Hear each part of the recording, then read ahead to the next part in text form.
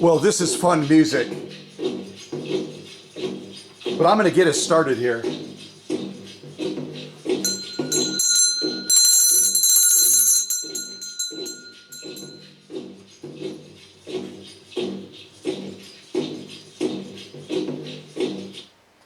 Now, those of you that are new and you're saying, why is he ringing a bell? It's because the Cow Country premieres and live streams is a classroom setting. It gives you a chance to learn something new. And if you join the live chat, you might also be able to become a fellow teacher and teach us something new. So don't be afraid to do that. We love to learn things. We're sometimes a teacher, we're always a student. And that's certainly true of me as well. Now, I'm excited to introduce this Janome. It seems like I've been in like a Janome streak. Just Janome after Janome after Janome. Thankfully, coming up soon, I'll be able to present a 66-1 that belongs to Stephanie. I'm going to see if I can swing all the way around. And yes, I'm going to be showing you a couple of other Janomes as well. These are two additional Magnolias that are from the Senior Center over in La Follette, Tennessee.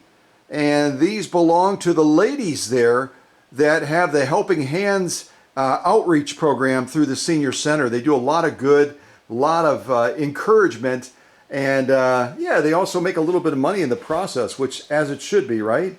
But this is a 66-1, I believe from 1906, and belongs to Stephanie, and I've begun the process of going through it. All those magnetic trays over there are parts off the machine, so I'm going to get busy on that one as well. You know, after I spend a lot of time in the kind of contemporary realm, I love these machines. Again, I think Janome is one of those manufacturers that really has stuck to their promise of building a quality machine even to today. And, you know, we're going to be checking that out. But at the same time, it's great to get back to vintage. That's kind of how I was established, how I first came on the scene many, many moons ago. And it's great to be able to do that. So this one, again, belongs to Marie. Marie is a big part of the Senior Center over in La Follette, Tennessee, and has contributed a lot of her talents there. When we visited there, she took us around and showed us the center, showed us some of the artwork that she had done with murals, and created a, I would call it kind of a British style feeling for an entry into a room, like you're walking into a phone booth over in England. And she did all this by hand, very gifted, talented artist, but she's also a passionate sewist as well. And as she told me, this machine is her baby. It's her favorite. She's got more than one machine, but whenever she, you know, gets the inspiration, the desire to jump into some sewing, this is her girl. And so it's going to be a lot of fun to show her off today. And you can see I've already done a number of stitches after servicing this machine and taking it through all the workshop magic, give you an idea of some of the stitching that we're going to be duplicating again or repeating over here as well. Some additional stitches. Get a little bit closer.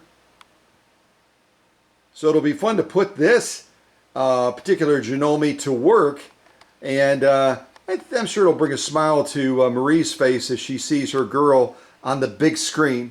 And others at the Senior Center will also have an opportunity to watch this as well and celebrate not only Marie's machine, this Janome 3160 QDC.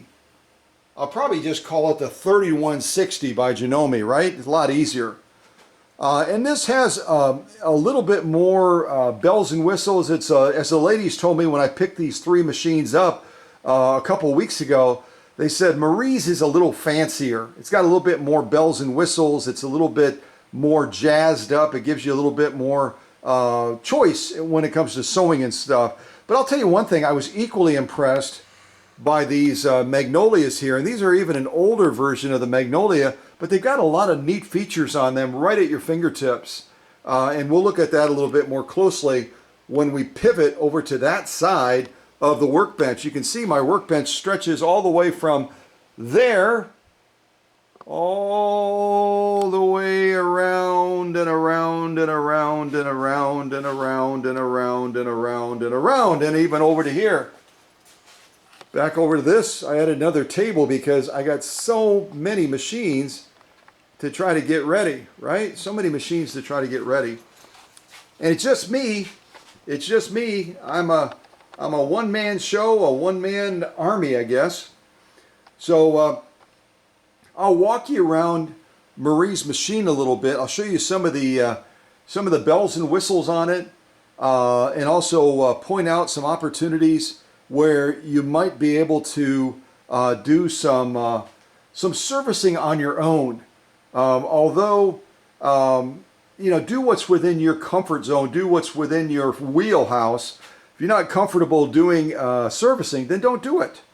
And send the machine to me, or drop the machine by if you're in the Kentucky, Tennessee, Virginia area.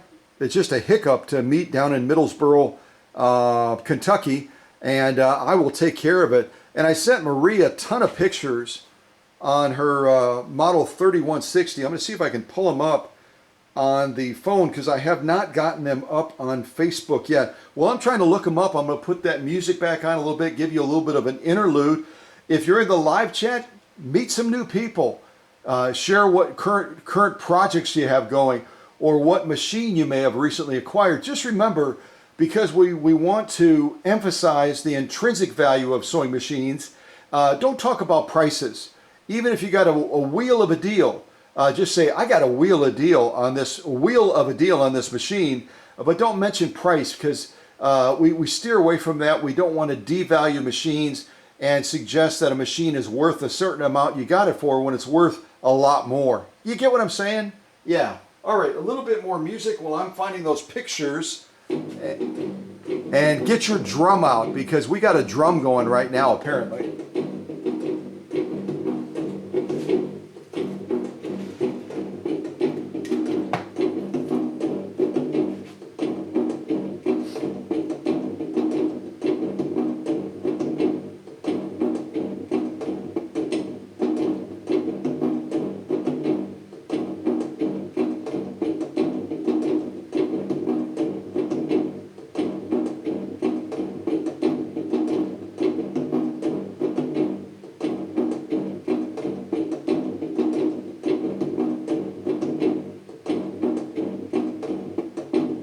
All right, I'm going to pause the music.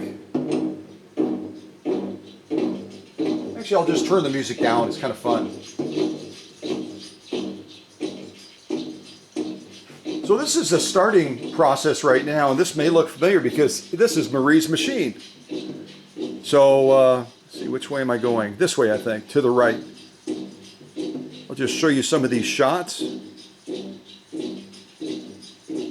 And you may not be able to see everything without actually looking at it, but one of the things I'm showing you is the thread wrapped around the take-up arm, and there's just thread wrapped everywhere.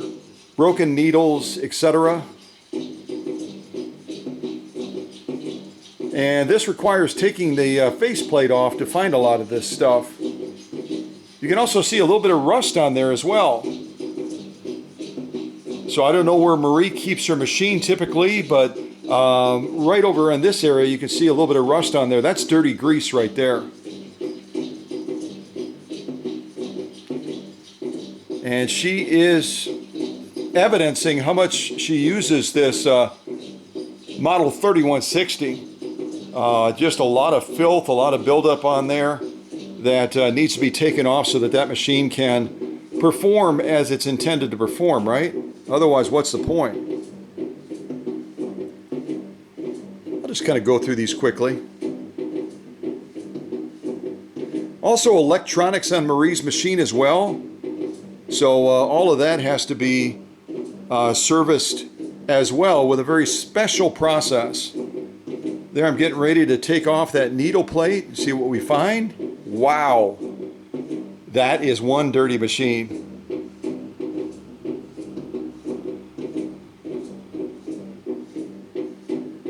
And that's, you know, that's not just a Better Homes and Gardens opinion. That dirt inhibits how well that machine can operate. Even when you get the feed dogs jammed up with stuff as well, they're not going to be able to do their job as easily. So keeping your machine clean, or using a service like mine that goes so deep into the machines to get them back to operating better than new is really what you want. It's not just a light cleaning. I don't know what I hit there. I hit something.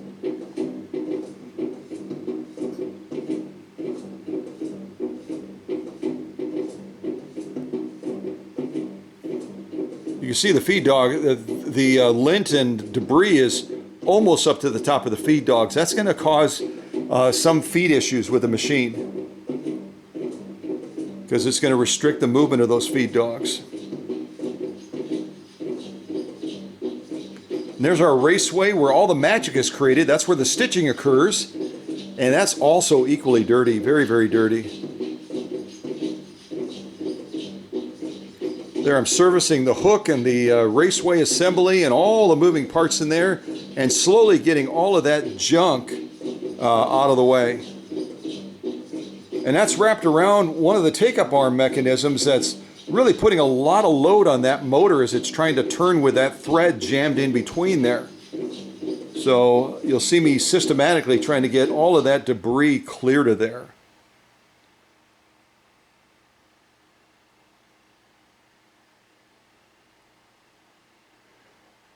And there's nothing wrong with a well-used machine, but if you continue to operate a machine instead of taking the initiative like Marie did and saying, I want to get Scott to go through this and get it right, if you continue to operate it like this, you're going to wear out your machine prematurely. You're going to stress the motor, you're going to stress a number of the other components on the machine, and you're going to end up killing that machine much, much earlier then it needs to be, going on. If you maintain one of these machines by Janome properly, you're going to be able to keep it going for many, many, many, many, many years. The Janome contemporary or quasi-contemporary machines are not like some of the other makers like Brother and Singer. These are well-built machines, but they still need to be maintained properly. And here, just continuing through, I use a lot of specialized tools. They're certainly available to anybody. These dental tools and some of the other tools that I use in order to try to get the machines absolutely as clean as possible. Look at that's totally gummed up with debris and everything from one of the many projects that Marie did on this machine. A well-used machine. So go like that, get this to focus back in, there we go. And a lot of old grease on there as well. You'll notice the grease, it's kind of an orangish yellow color. At this stage, it's doing no good at all in lubricating those wheels and those gears and everything else that need to be maintaining lubrication. Yes, plastic gears, Teflon gears need to still be lubricated. Otherwise, they'll also prematurely wear. And if they're right in the raceway area, they're going to be spinning up fast and furious enough. They can also heat up and begin to get warped if they don't have proper lubrication. So it really is key and essential that you do that. And again, if you're not comfortable doing it, don't do it. Bring it to the workshop. But look at how gummed up that is right there. One of the central gears to the operation of the raceway of the machine, and it is almost at an impasse. It looks like Chicago, doesn't it? Chicago backed up.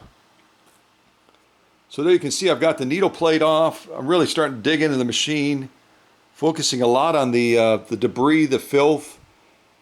Here's one of our drop pieces below the raceway. You can see all the junk that's been collected in there. It's just a fraction of it that needs to be cleaned out. Here I'm looking at one of the tight spaces that I'm going to service anyway.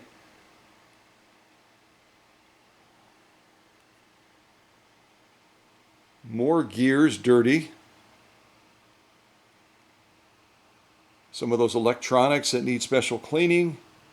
They're going to be taking off a panel off the bottom so I can get to part of that motor that's in there as well. And if anyone wants to type in the live chat what your guess is as far as the size of the motor on this model 3160, go ahead and type it in the live chat. I'd love to get you involved and get you guessing as far as what size motor some of these more contemporary sewing and quilting style machines might have. And again, taking all of these panels off takes time. Some of them you have to snap the plastic tabs, pop them open in order to get that part off. A sew and vac is not going to take time to do that. They're going to do a very, very high level cleaning on the machine, and then they're going to give it back to you just as filthy and dirty as when you got it, pretty much. That's not my style. I want to get that machine back to better than new. More servicing in the raceway, getting all that junk out of there. That's the brain center. I say that all the time. That's the brain center where all the stitches are created. And if you've got a filthy environment to create stitches, that machine is not going to be able to do its job as well as it would want to. Additional servicing, getting all that string, all that thread that's binding the machine right now off as well. Look at that. Oh my gosh. Wow.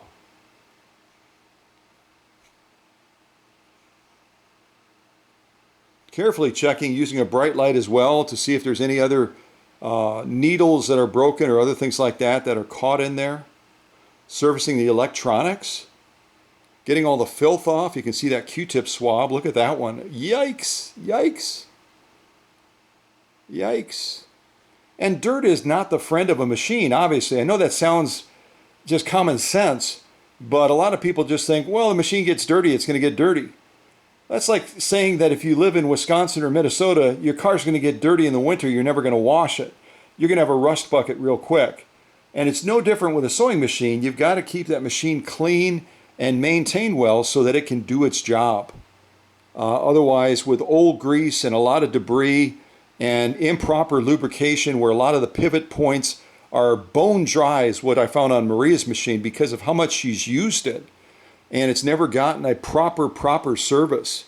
There are some service areas in this area, but they do a very high level, quick and dirty type service on the machines, and they leave all that filth and debris behind.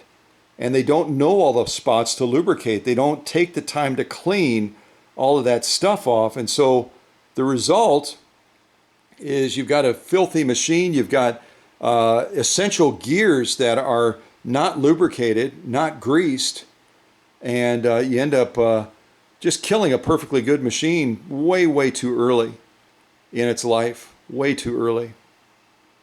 Look at that, oh my gosh. And this machine was serviced by a local place in Tazewell not too terribly long ago.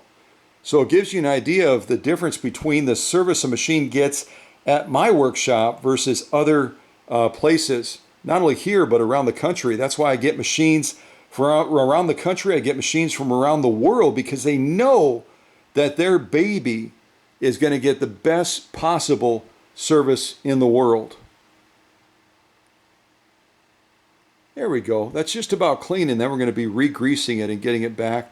So I could go on and on. There I found a chunk of needle jammed right by one of the gears. It could have broken the machine, but I was able to get it out of there. Look at that. Doesn't that look better? Add some fresh grease. And this is my proprietary grease. It's something I developed over the years. It's more lasting. It's more resilient. It reduces the friction better than any other grease out there, including the original Singer grease. The original Singer grease doesn't even come close to doing what mine does. And I even clean up the outside of the machine as well, cosmetically, so that when that customer sits down to that machine, they feel good. I mean, why wouldn't you feel good sitting down to a machine that's been serviced at a level that's off the charts, but it's also been cleaned up on the outside? When you sit down, you're just proud of that machine. And I believe that machines, in a sense, have a spirit about them, and it makes them feel better to do the job for you as well, doesn't it? It makes them happy. Yeah, we're nearing the end there, taking care of the bobbin case. The raceway, look at the raceway compared to where we started. Night and day. And again, a lot of sewing vacs, sewing centers that do servicing on machines, they would not even come close to going in these areas. Even cleaning the presser feet that have kind of a red dye or a stain on them. I'm going to go to every nook and cranny on that machine, from bobbin case to balance wheel, and get it back to better than new. And those are all the tools and the different agents that I use to get that machine as it should be, at least most of them. And that's a list from Susie. Soda, eggs, margarine, candy, wild cherry candy, cucumbers, and lettuce. And yes, I got the list. Ha ha ha! So that gives you an idea a little bit, and I only take a fraction of pictures of the steps I take Marie's machine through. So take the number of photos I just shared with you, take it times about 6, and that's the number of steps that I took this Model 3160 through. Took me about 8 to 9 hours to service this machine properly. As it should be, right? As it should be. So let's just go around this machine a little bit. I'll get a little bit closer. Oh, heck, I'll just take the camera off. Take the camera off, see if I can get real close to show you this really cool Janome machine that Marie just loves. So here we're looking at kind of the central control center right here. We've got pattern stop. Again, as you're nearing the edge of the material, if you're sewing a particular pattern and you don't want to reach the end of the material and have that pattern half sewn, you hit this as you're getting closer to the edge of the material. Don't wait too long like I do. And then press that button. It will finish off that pattern and then it will stop. Here's our needle up, needle down. Here's our automatic thread cutter. Here's our speed control, so you can regulate how fast you want to be sewing. And when you push that foot controller down, even all the way down to the bottom, it's not going to go any faster than this. So it's a wonderful feature to have. Here's our arrows to select different patterns and also to adjust the stitch width and the stitch length. So for example, right now we're on a straight stitch with a center needle position. Let's say I want to make a change to that stitch length. I'm going to bump my arrow right over here. Right now we're under stitch width. One more, now we're under stitch length, and I can bump this all the way up to 5.0 to get the longest stitch possible. Same thing once we move over to a zigzag, we can also adjust it by just hitting that arrow back, and then we're going to be making changes to the stitch width. Doesn't matter right now because we're on 0, which is a straight stitch with a center needle position. These are some of the stitches on Marie's machine. I'm going to see if I can get over there and just kind of go down and show you. And if we were doing a live stream versus a premiere, I would give you a chance to pick these stitches. But my time window to get these machines documented in graduating from the workshop doesn't allow us to do a live stream in time, because I'm going to be meeting the ladies on Monday morning, and this is already Sunday. So I've got to do this recording in advance. But here's some of the stitches. You would just punch in. Actually, on this one, you don't punch in the number. You just kind of just scroll through using the arrows. And you here can see some of the other stitches, some of the decorative or ornamental stitches. Additional ones there. Additional ones there. Buttonholes, not my thing. And that's it. And this again is the Janome 3160 QDC. And again, if you're really new to sewing or if you missed some of the other live streams, Janome didn't come on the scene until really late. They were really late to the party in a sense. They didn't come on the scene until right around 1921, and they didn't even come up with their final name of Janome. They were the Pine Sewing Machine Company for a number of years, and then they decided to rebrand themselves and call themselves Janome, which means Eye of the Snake. And again, they got the inspiration from that by looking at a bobbin in one of their board meetings, probably, like I said in the last premiere, while they were sipping sake.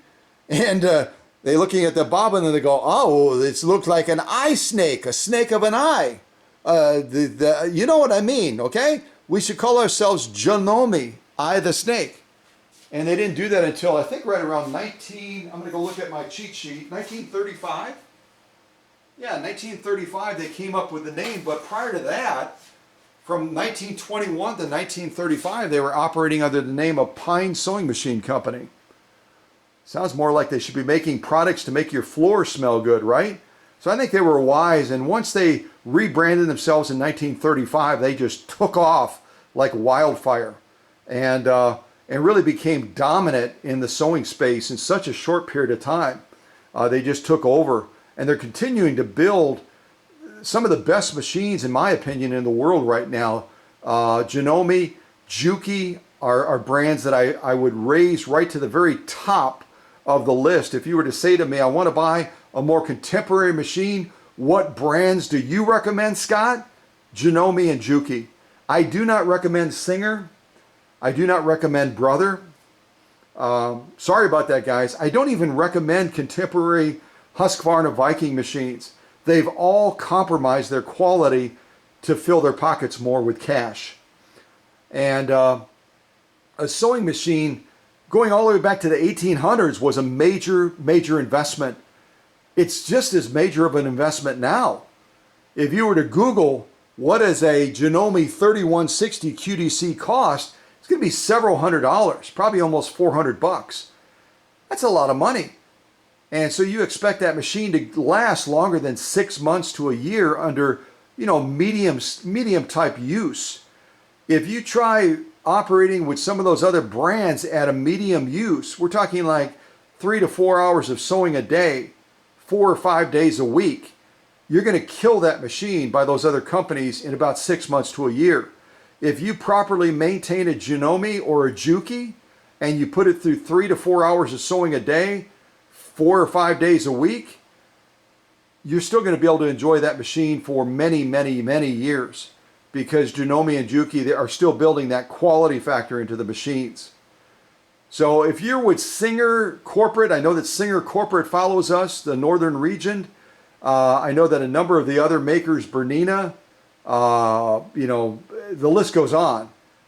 I'm calling you out and saying, do what Janome and Juki are doing.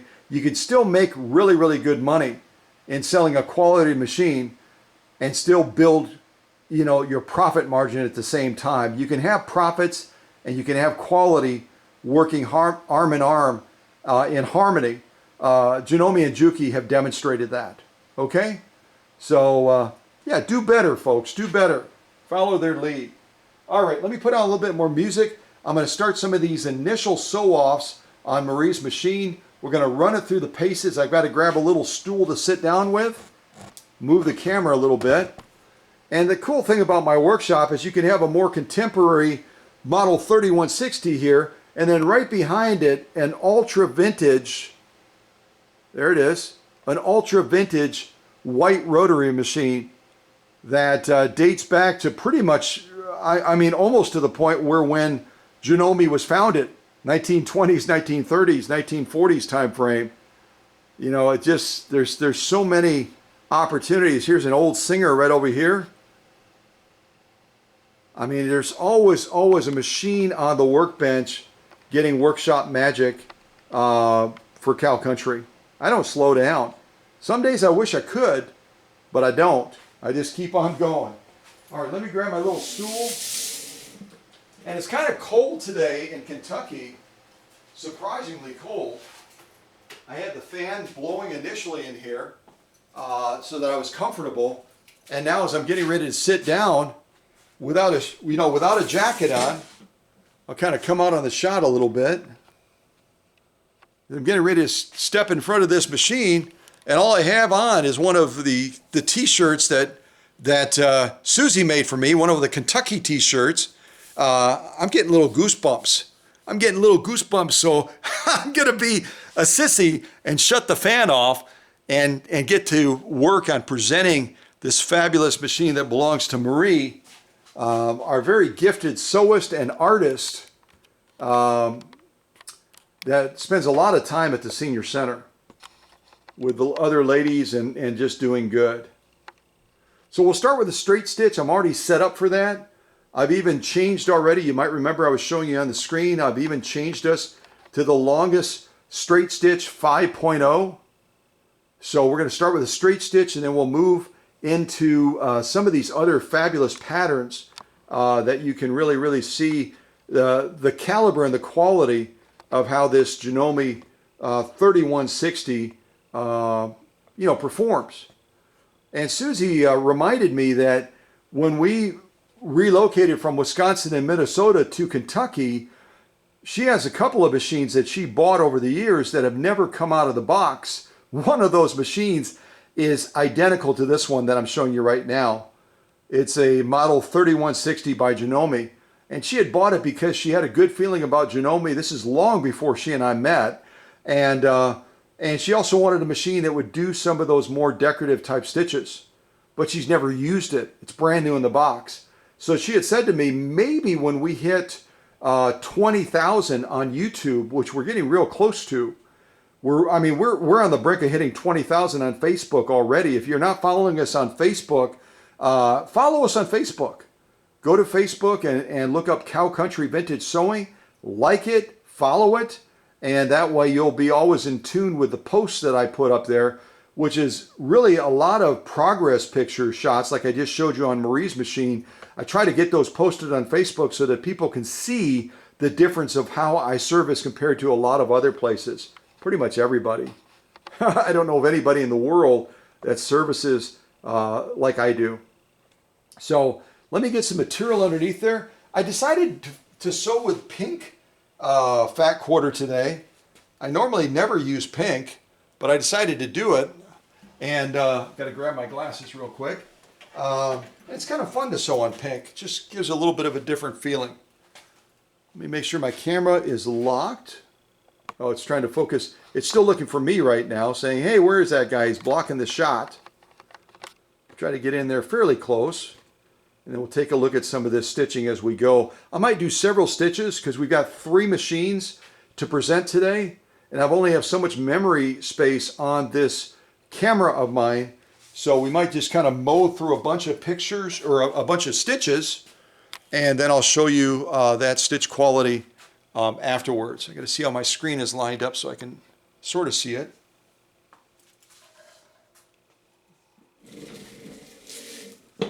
And I didn't go over threading this machine. I didn't go over winding a bobbin on this machine.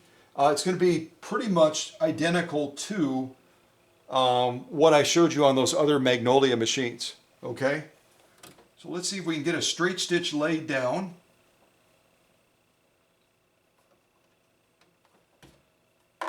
Yeah, that should be good. Oh, and one thing I didn't show you, and it's absolutely critical, I did not show you, and I need to do that, is I did not show you where the presser foot pressure adjustment is on this model 3160. It's going to be right up at the top of the machine, right there. You can see right now I'm set on number 4, which is going to be, kind of in the middle range. It's going to be a little bit on the heavier side because we are going to sew a piece of leather with Marie's machine. But that presser foot pressure is essential. You can also see here's our upper tension set right around 6.5. And on all of these Janomes that I've gotten from the Senior Center, I've had to make adjustments to the bobbin case. And I'm not going to show you how to do that in this live stream, but I've shown you how to do that in other live streams. So remind me, and I'll do that again in a future premiere or live stream. I'll show you how to make adjustments on that bobbin case, because if it's pulling too hard, you're going to have to turn your upper tension way up in order to try to offset that. And that's not the way you want to operate. You want to be in a comfortable range while you're sewing. Okay? All right, let's do a straight stitch.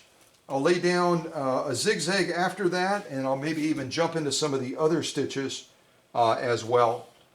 And this is operated by an electronic foot controller, so I can sew slow if I want, and it's not going to heat up that foot controller. That is the advantage of an electronic style foot controller. All right, straight stitch, here we go. All right, speed her up just a little bit.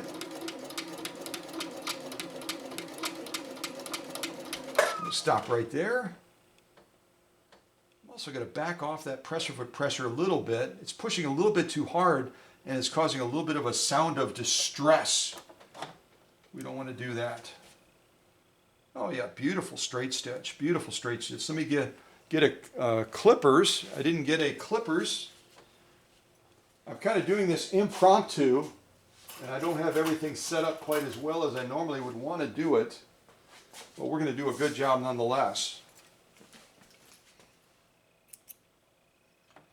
All right, bring our thread back.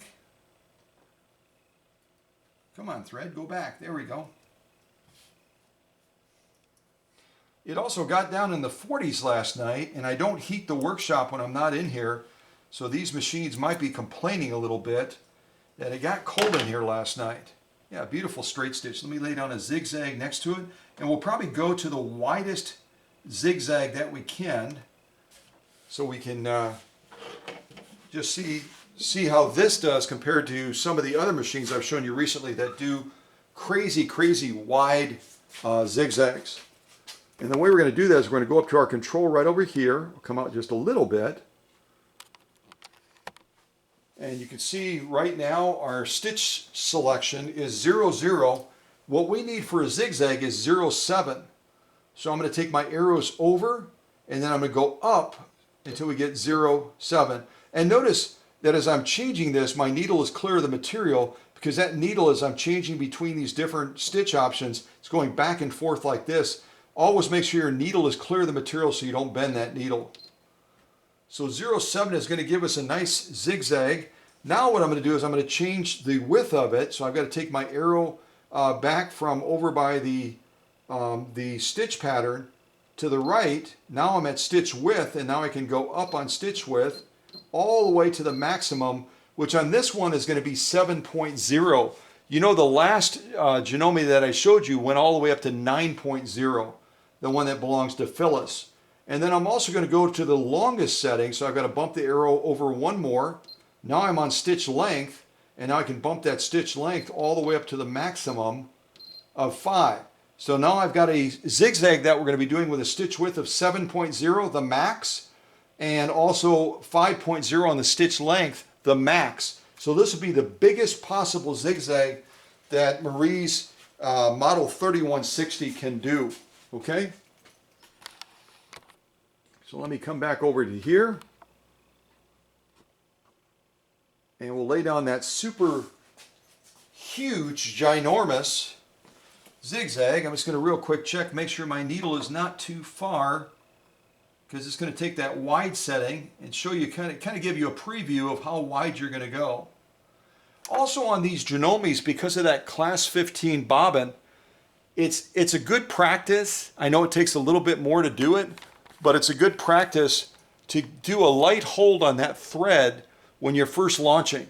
You do a light hold on the thread, and that way you don't get a little mini bird's nest at the beginning of where that stitches occurs. Because what the Janome is going to do automatically as it's getting ready to execute that stitch, it's going to lock off that end by going up and down 2 or 3 times. And as it's going in that stationary position to create that lock on the end of that stitch line, if you're holding onto that thread, you'll generally get a clean finish and a clean start. If you don't hold on it to, you might get a little mini bird nest. So I'm going to reach around, kind of hold that thread just briefly as I launch, and then we'll go down and lay down this zigzag, and I'll give you a glimpse of both of these stitches we've just done, okay? All right, here we go.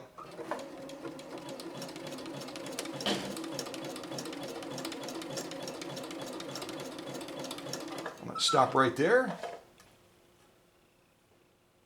And you can see Marie right now has this machine set in such a way that we're going to end up with that needle up position. I don't have a book on this machine.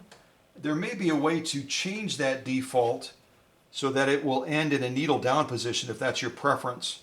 A number of the other Janomes I've shown you recently, the Skyline, and then also the Memory Craft or whatever it is, that belongs to Phyllis.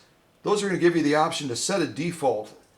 This one doesn't have a setting section that I see, but again, I don't have a book on it, so it may give you that opportunity. The only other thing I didn't show you is right underneath this edge. Let's see if I can move the camera up a little bit. Right underneath this edge as well, you're going to have a reverse button, and you're going to have a start and stop button.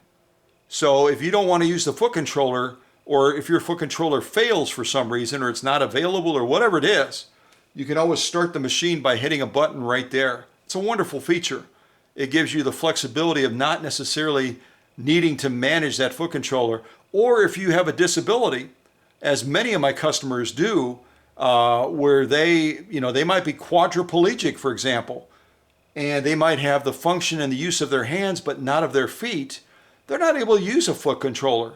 And that's part of the reason that Janome, always trying to be progressive and focusing on making sewing more pleasurable and more accessible to everyone, came up with this idea along with some other manufacturers where you can start and stop the machine right here by pushing a button, or reversing as well, which is, as it should be. We want everyone to be able to enjoy sewing.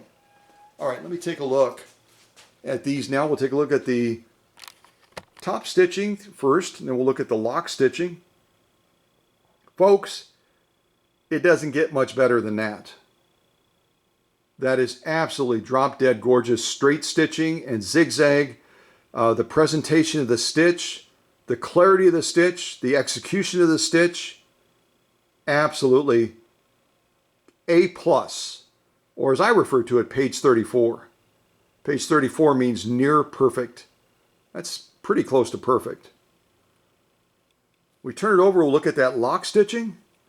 Even going to the widest zigzag, the widest and the longest zigzag, you're oftentimes going to have issues with tension.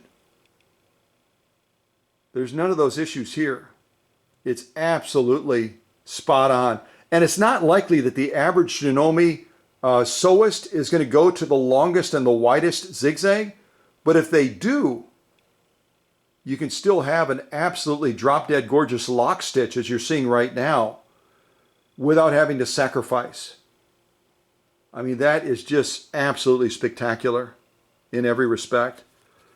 So a great start to this model 3160, a straight stitch that is to die for, a zigzag that's to die for, both the top stitching that we're looking at right there, and also the lock stitching is just off the charts. It also looks like by backing off that presser foot, because it was pushing down on a cold sewing machine that was in the garage last night and in the workshop space area, when it dropped all the way down into the lower 40s. And so to let that machine begin to warm up, I reduced that presser foot pressure from 4 to 3 on top of the machine. And that should be adequate and also eliminates any of that puckering factor that we would otherwise potentially have with the machine.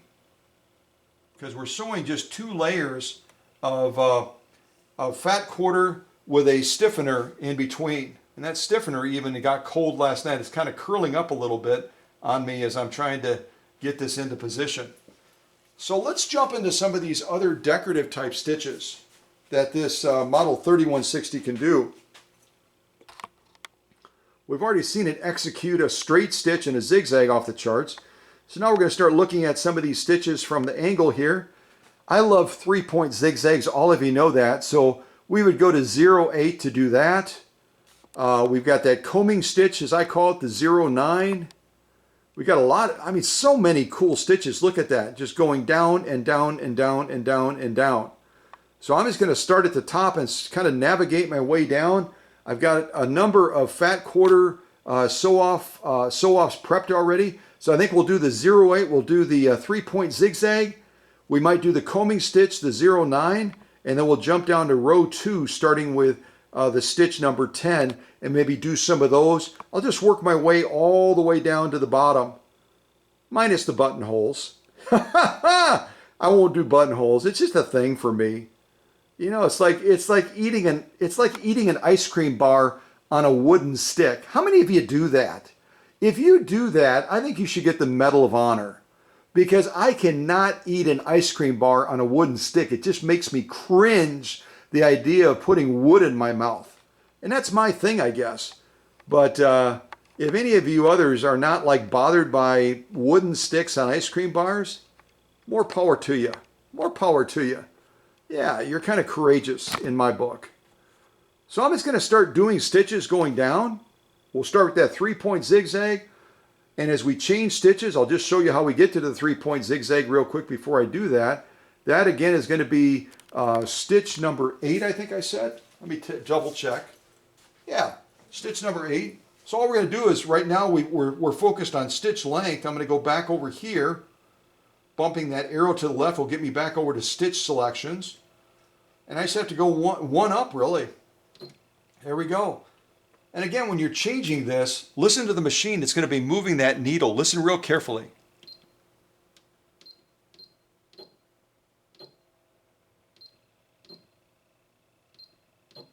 See that? It's moving that needle, bump, bump, bump, bump.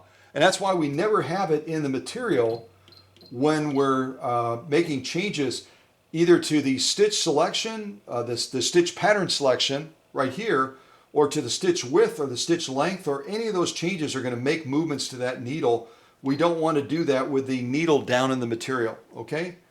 So we've got that set. I'm just taking a close look. It looks like our width will be okay in relation to our zigzag, but maybe I'll pad the deck and just move it over just a hair, just in case I don't sew straight, which happens quite often.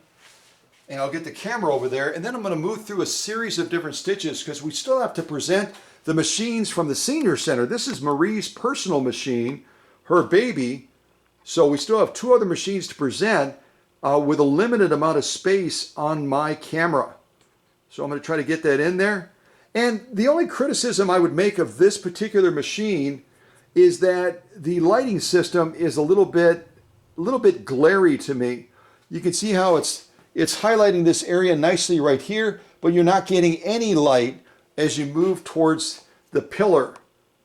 So if you're in an area of your sewing room with this machine, this area over here from the pillar over to the right there, you're not going to have any lighting, and you'll have to have auxiliary lights.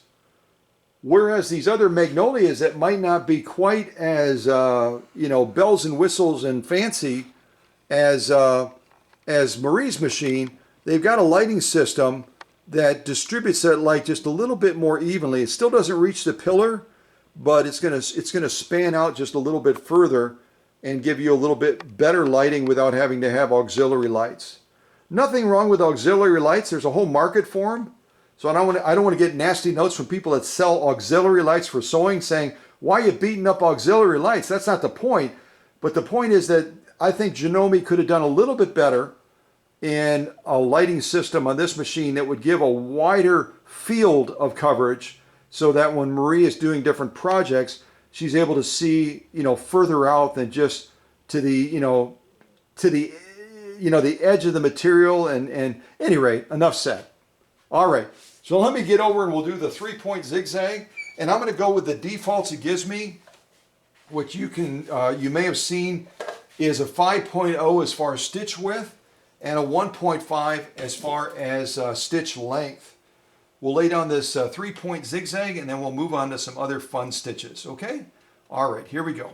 And I'm going to hold that thread in the back again just so I don't get any little weird bird nesting. As soon as it starts going, you can let go.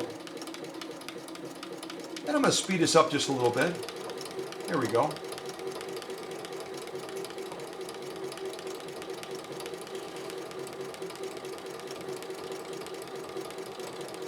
And you can see after I reduced that press-a-foot pressure, that little moaning and groaning by the machine, and as the machine is beginning to warm up after being in a very cold space last night, with us getting down into the 40s, she's starting to really sound happy now. She's like, I needed a jacket. You might not need a jacket, Scott, but I needed a jacket. Last night when you left me in the workshop with no heat and it got down into the 40s. What's up with that? Sorry about that. Sorry about that.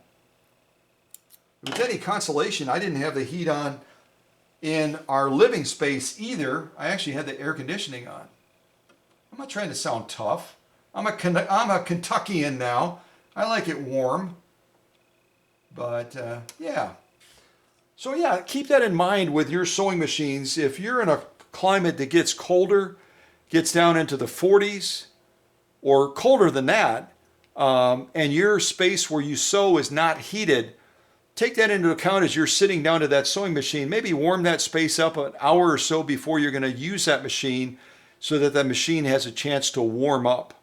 Machines don't like it cold. They're not like cows. If you didn't know it, cows like it colder Their ideal temperatures are in the 40s and 30s. That's why I always joke that California cows, they're not happy. How would they be happy when it's 70, 80, 90 degrees? They like it when it's 30 or 40 degrees. Sewing machines don't. They like it warmer, like 60, 70 degrees would be ideal for them, right? All right. Enough about sewing machines and cows. Oh, that's cow country, right? Yeah, it is. All right, so I'm going to pick another stitch now in that next row. It's going to be like an arrow stitch to the right. So I'm going to make an adjustment on the screen up to 0.11 or 0.11. 11, I'm going to make it up to 11. And the default it's going to give me is a width of 5, a length of 2.5. Let me see where the camera's pointing right now. Yeah, that's pretty good. So I'm going to sew this next stitch. I'm going to just kind of buzz through and do a number of stitches. And then I'll show you all those stitches, I promise. Okay? I can even move this over just a little bit so I'm not wasting material. Just a little bit. There we go. Hope I didn't go too far. All right, here we go.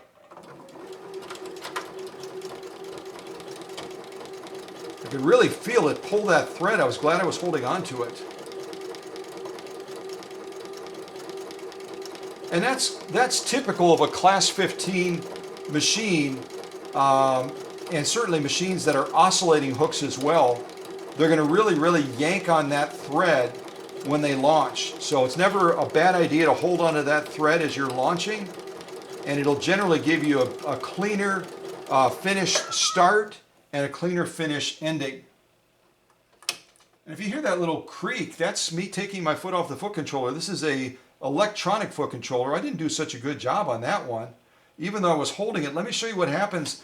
I thought I was holding it enough on the launch of this particular stitch, and I must have done a poor job of it, because that's what I got. You can see that right there.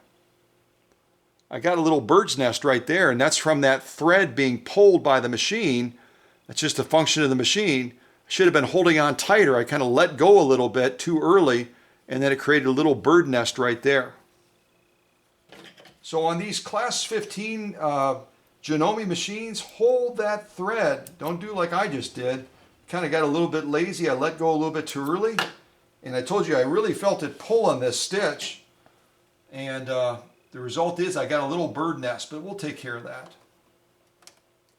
All right, so I'm going to show you on the camera now. We just did stitch 11. Beautiful stitch. We're going to go through another stitch series. All right, what should we do next? We could do 12. 12 is like crazy, isn't it? We could do 12. 16 is going to be real close to the ones we just did, so I think I'll skip those. But we could certainly try 12. We could do 12, and then I'll jump down to this next row right here, and I'll do a number of these super cool patterns, and we'll just kind of press through. But I think we'll do 12 next, so what I'm going to do is I'm going to go to my little screen over here. I'm going to go up just one. I'm already set on stitch selection. So I'm just going to hit my arrow up, and you can see it's going to give us a default of 5 on the width, 5.0, and 2.5 on the length. And I'm going to make a little change to the length on this one. I'm just going to go a little bit longer, so I'm going to hit my arrow over so it's not under stitch pattern, not under stitch width, but under stitch length, and see if it lets me go up at all. It won't, so I can't make a change to that. I'm stuck with 2.5 on stitch length, but I could always go down if I probably wanted to. So let's see if I can launch on this next one. I'll try to do a better job in holding that thread as this machine launches so that it doesn't create another little bird nest on the bottom. And we'll try this next stitch number 12, a very decorative ornate stitch, which probably has quite a bit of tri-motion with that feed dog action. So I'm just going to move this material up a little bit further, give us a little bit of back pedaling space if we need it, and I will do a better job of hopefully holding the thread this time so we don't get a bird nest on this one, because it's going to be a similar pattern that's going to really try to suck that thread when we launch. All right, so I have both threads between my thumb. Let's see if I can do a better job this time. All right, here we go.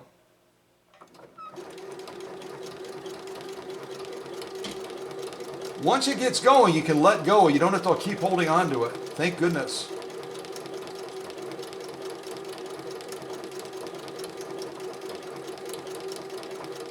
And this is generating quite a bit of motion by that tri-motion function. So I'm kind of guiding the material just a little bit more to make sure that we stay on course, at least reasonably on course. Our machine is warmed up now. Listen how sweet it is. Just silky smooth.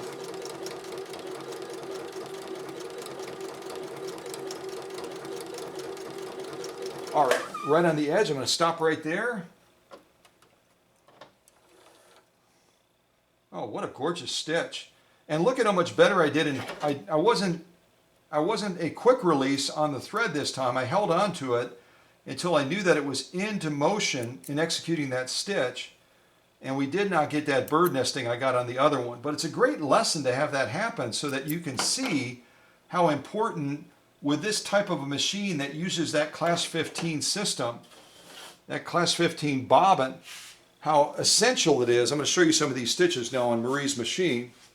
How essential it is that you hold on to that thread when you're initially launching. So these are some, I'll start right at the bottom. We'll kind of go through these stitches and let you take a look at all of them. This again is our top stitching. And I didn't tell you, but we're set up with a Schmetz universal needle, size 9014, which is the same type of needle that Marie had in the machine when I got it in the workshop. And a 9014 is not ideal for some of these stitches. You really want to take it down to a 7511 and probably even a 7511 embroidery needle for doing some of these patterns, especially that last one we did, which is really pretty doggone ornate and intricate. It's not going to be serviced quite as well by a 9014 needle, kind of a mid-range needle. You want a smaller needle. So let's look at our lock stitching. Well, you can see our lock stitching. Let me go all the way at the very top. This is where I didn't hold onto that thread long enough. And we got that little bird nest. The other one I did a great job on right here. And we don't have that bird nesting there. But some beautiful, beautiful lock stitching on these stitches. You can see right now we've got a really happy balance between the bobbin case and the upper tension. And if you're new to sewing, or maybe you're not new to sewing, but no one has ever explained how the tension factor is on sewing machines, on the bottom, the material like this, that's going to be controlled by your upper tension setting right there. You can see right now we're at about 6.5. So that's going to control that lock stitching on the bottom of the material.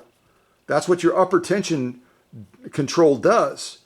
When you're talking about the top stitching, this over here, that's going to be controlled by your bobbin case that rests right underneath your bobbin down in the raceway area. And on this machine, you've got to take out 2 screws in order to remove that plate. And again, make sure your needle's all the way up when you do that so you don't snag your needle. But you have to take out those 2 screws, you take that plate off, and then you can remove your bobbin case. And there's a adjusting screw and a set screw. The adjusting screw is going to be on the left as you're looking at the bobbin case. If you're getting, if you're getting a tension factor where even adjusting your upper tension, you're not getting the result you want, you can always make adjustments to that bobbin case down below. As you turn the screw to the left, it's going to de-emphasize that pull down. So it's gonna pull down lighter on the top stitching. As you turn it to the right, it's going to emphasize the top stitching and give you greater clarity of stitch on the top of the material. That's what the bobbin case does. Think of it like this. The bobbin case is going to be pulling down to define the top stitching. The upper tension is going to be pulling up to emphasize the lock stitching that we're looking at right now. So it's the opposite that you might think. It's the opposite. The bobbin case defines the top. The top's upper tension defines the bottom. Does that make sense? I hope it does. If that makes sense, you can put a smiley face or a thumbs up maybe in the live chat if you're watching this as a premiere. And again, hold on to your thread so you don't get this. Ha ha! Yeah, that looks horrible, doesn't it? But it happens, and it's a great example of how these Class 15s work. So I'm just going to continue mowing through some decorative stitches on Marie so we can pivot over to the machines that are going to be going back to the senior center that Marie is a big part of, okay? So let me get my material back in place, and we'll do some more cool, fun, decorative stitches. And then we'll pivot over to the senior center machines and do some fun stuff on those as well. So I'll get my material back into position. There we go, pretty much. And I'm going to be up at the controls and selecting some other stitches. I think I'm going to do a cool, I'm going to call it a moon stitch. It's kind of like, it looks like a crescent moon almost. And that's going to be stitch 20. So off camera right now, I'm going to be choosing stitch 20. And notice that my needle is moving a lot, which is why we have it out of the material, right? Yeah. So this is kind of a crescent moon type stitch. At least that's what I'll call it. So I'm going to get my material. There we go. Looks like we got a pretty good camera shot. Let me just check it from behind. I can't quite see it in. I've got real bright LED lights. Okay, I'm just going to make a slight adjustment on it. There we go. So we're going to do this crescent stitch. You may be able to see it in the shot. And then I'll go through and do some other ones. And then we're going to move from Marie's machine over to the senior center machines. Yeah, all right.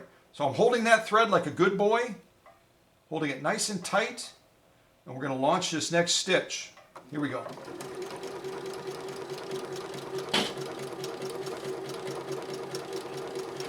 And you probably couldn't see it, but the default for this stitch, and I'm getting a lot of movement here. It looks like the material might not be tracking, so I'm going to go up to the top where I showed you that little dial, and I'm going to change our presser foot pressure from 3 back to 4 so that we don't get any slippage as the material is moving over the feed dogs and underneath the presser foot. We want to have enough pressure to manage that movement so that we get good tracking with the material.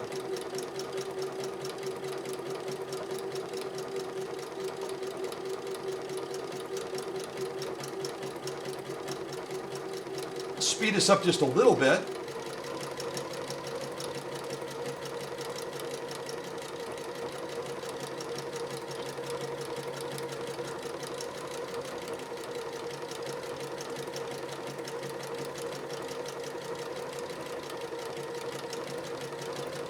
I'm going to hit end pattern.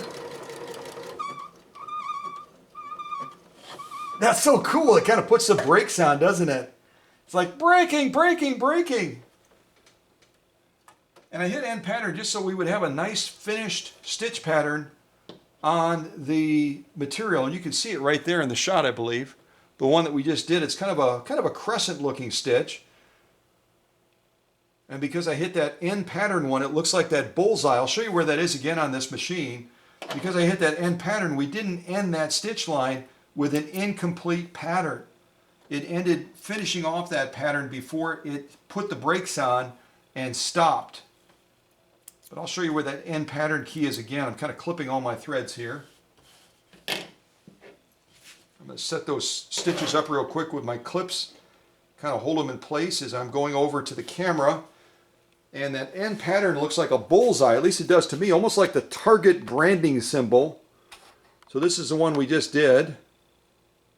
Quite lovely, quite lovely. You notice we have a complete pattern. We didn't end in the middle of it because I hit this end pattern button right over there. That one right there. That's our end pattern button right there. So as you're nearing the end of the material, if you hit this end pattern button, what it does is it finishes off the pattern that it's actively sewing and then it stops. So I kind of did it a little bit early. I wanted to be proactive because I usually hit it late. I hit it early enough that it stopped and it gave us a beautiful series of those crescents all the way across. Again, that's our needle up, our thread cutter, and then over here, where is it? You can't really see it. It's underneath the edge there. But underneath that edge right over here, you've got our reverse button, and you also have our start and stop if you don't want to use the foot controller, or maybe you're not able to use a foot controller for whatever reason. Let's say you just broke your leg or whatever, God forbid. Janome is sensitive to that, and they want to make sure that you're covered.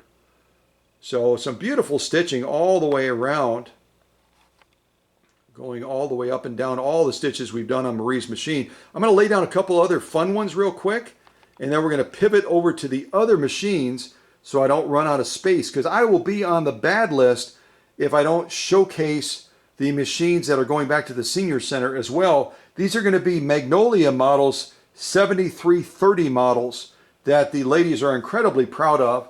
And then I'll be collecting up a couple more machines from them and continuing to build that relationship with these wonderful gals over in La Follette, Tennessee, that they enjoy each other's company so much, but they also do so much good.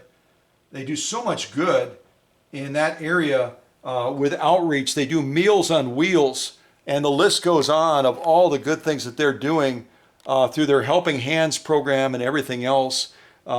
Just, you know, they're really, how would I say it? They're really doing God's work over there. God's work in so many ways to show kindness to others and to lift the spirits of others, especially in a world that gets real crazy sometimes, doesn't it?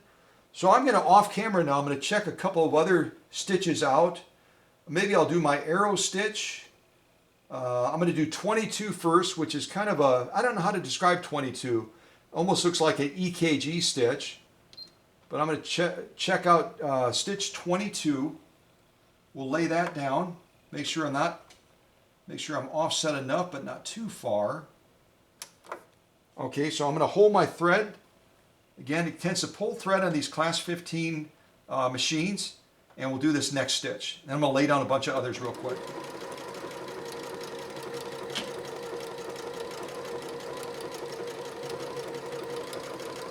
A little bit more speed, not crazy speed.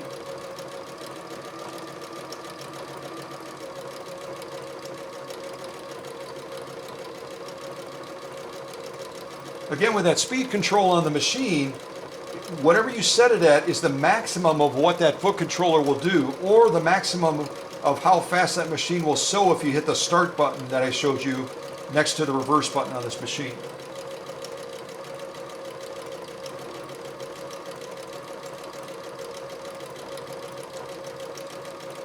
I'm not going to do my pattern in. I'm just going to take my foot off the foot controller right there. Took my foot off the foot controller. Marie's foot controller has this cute little squeak to it when you're pushing up and down on it. And there is a way to lubricate even an electronic foot controller on those pivot points, but I didn't do that on hers. So if she says, hey, I wish it wouldn't squeak, I can fix that for her, or I can tell her how to fix it. But yeah, I certainly do clean them out, but I don't always lubricate electronic foot controllers. The whole idea of electronic foot controllers is they're supposed to be a little bit more maintenance-free and not quite as dependent as some of the older style foot controllers that depend on a rheostat function, and also in some cases carbon as well to regulate that speed. Some of the Singer foot controllers that you might have on your Featherweight and others, the Bakelite ones, they've actually got two large stacks of carbon discs that get really dirty, and periodically you have to take that entire foot controller apart. I've shown that on this channel, and then service all of those wafer thin carbon wafers, carbon stack wafers that are inside of that foot controller that will dissipate the heat, but as they build up more and more dust, they actually generate more heat. And that's why the older style Bakelite ones and others will tend to heat up when you're sewing slow, because of that dust that builds up inside of them. All right, let me do another fun one. That's really quite a lovely stitch. Hopefully you can see that in the shot. I think you can. We'll do another one. I'm going to try to do maybe 23. So I'm going to go up just one. I'll do 23 next. I'll hold onto that thread. Hopefully it doesn't do too much tri-motion backwards, otherwise I might run out of material. There we go. I think we got a fairly clean start.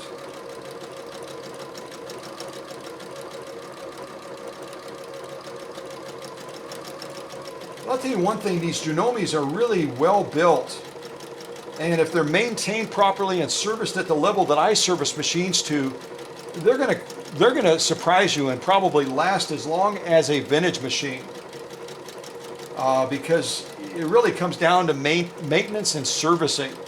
You can use the machine, but you don't want to abuse the machine. And abusing is to not maintain it properly. So kudos to Marie for allowing me to have this machine in the workshop. There, I just took my foot off of that squeaky foot controller. So I didn't hit the pattern end, so we're probably going to see that that pattern wasn't finished. Yeah, it's kind of halfway finished. So if I'd hit the pattern end, it probably would have ended with that pattern right there, and then we'd have a little gap there, which is fine. So the pattern end button really is a super feature on these machines. It really is a super feature and allows you to really enjoy the benefits of that. And the other ones that belong to the Senior Center, this again is Marie's personal machine. The other ones, the Magnolia line, also is going to have that pattern and that we might use a couple times as well while we're doing some of those sew-offs. Well, you can see that's a lovely one too, the little arrow one that I just did.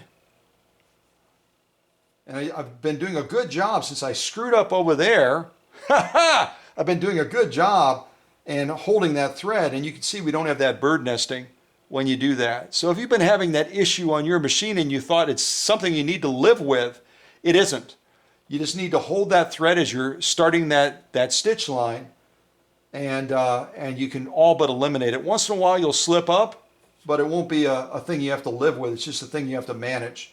And again, that's because the Class 15 really pulls a lot of thread when it's starting that stitch run, okay? So I just did stitch 23, that's this one right here.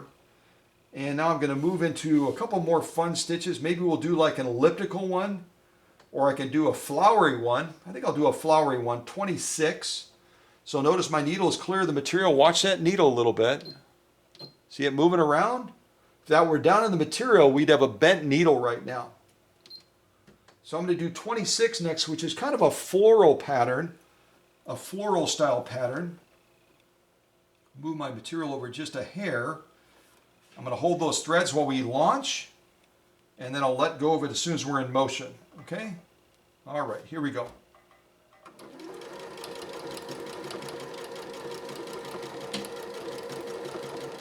You can see this has a lot of material movement with that tri-motion, so I'm having to steer it just a little bit more because it's moving it long distance forward and back, and if I don't steer it, we're going to end up sewing over our other pattern. We might still do it a little bit, but not severely.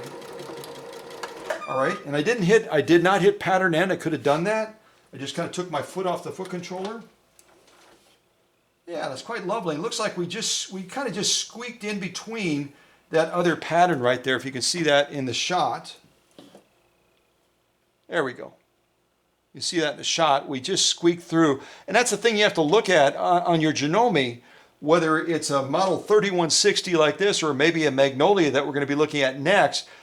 When you do your stitch selection, it's going to have a default. If you make any adjustments to that, it's going to go to the widest setting as far as the placement of that needle, so you'll know right away whether you need to offset to not sew over that pattern you just did. Does that make sense? And that's a wonderful thing that Janome does, again, trying to make it user-friendly so you don't have to get out your seam ripper and pull all those stitches out potentially. All right, let's get this back into place so we're ready for our next stitch. And then we'll look at all of these before we shift over to the other workbench and begin to focus on the Senior Center machines that are going to be going back. And special kudos and thank you to Pat as well. Pat has been such an easy person to work with. She works as, and even though she kind of denies that I'm not really in charge, she works as the director of the Senior Center over in La Follette, Tennessee. Does a brilliant job of making sure these ladies have what they need and that they do fundraisers and other things like that so that they have the sustainability to maintain the Helping Hands program and other programs like that to do good in the community. And they do that with the Meals on Wheels. The list goes on and on and on and on. So if you're in the local area and you're watching this, you need to take a trip over to La Follette and see how it's supposed to be done. Because they do all kinds of cool things. They do square dancing, they do dancing, they do, the list goes on of all the programs they have to enrich the lives of seniors in the greater La Follette, Tennessee area. Susie and I have really enjoyed going over there and getting to know these ladies a little bit. So what am I doing next? I did the floral thing. I think I'll go back to an elliptical now. So I'm going to bump us down by 1 to stitch number 25 on this 3160 model that belongs to Marie. And we'll do this next pattern. It's kind of an elliptical pattern, which I think is super cool. All right, here we go. I hope I gave us enough of an offset. I think I did.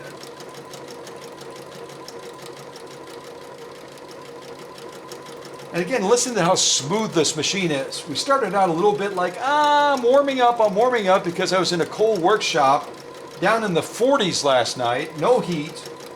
But as your machine starts to warm up, all of a sudden those, kind of like us in the morning, those creaks and groans and moans and everything else, we get warmed up, we start to do a little stretching, a little bit of movement, and those joints, yeah, they're a little bit happier, aren't they? Same thing with a sewing machine.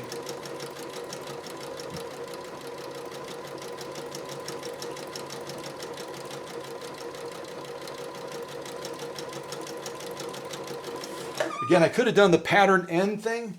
I just decided to take my foot off the foot controller, so we'll just have to live with some incomplete patterns on the end. But you kind of get an idea. And as we launched, initially, you heard me say, I didn't do enough of an offset, so it had enough of that material underneath the presser foot, because it's going to be doing a lot of feed dog movement right as that stitch is being executed. And I thought I had kind of squeezed by and did it, but you'll see that I didn't. So take that as a lesson as well. Just like holding that thread, make sure on these patterns that require tri-motion, where it's going to be moving those feed dogs back and forth, make sure you offset that material enough so that it has enough lead time to go into that pattern without overlaying that thread unnecessarily. That's what we got right over here. You'll see that when where is it? On this side where my thumb is. You'll see that where I didn't offset it enough, and the result is it didn't execute that pattern at the start as cleanly as it could have, okay? So these fancy machines, like the Senior Center has and like Marie has, are wonderful machines, but you have to make certain accommodations for them so that they can do their job, considering they're not just doing needle movement, they're doing feed dog movement as well, and sometimes very aggressively.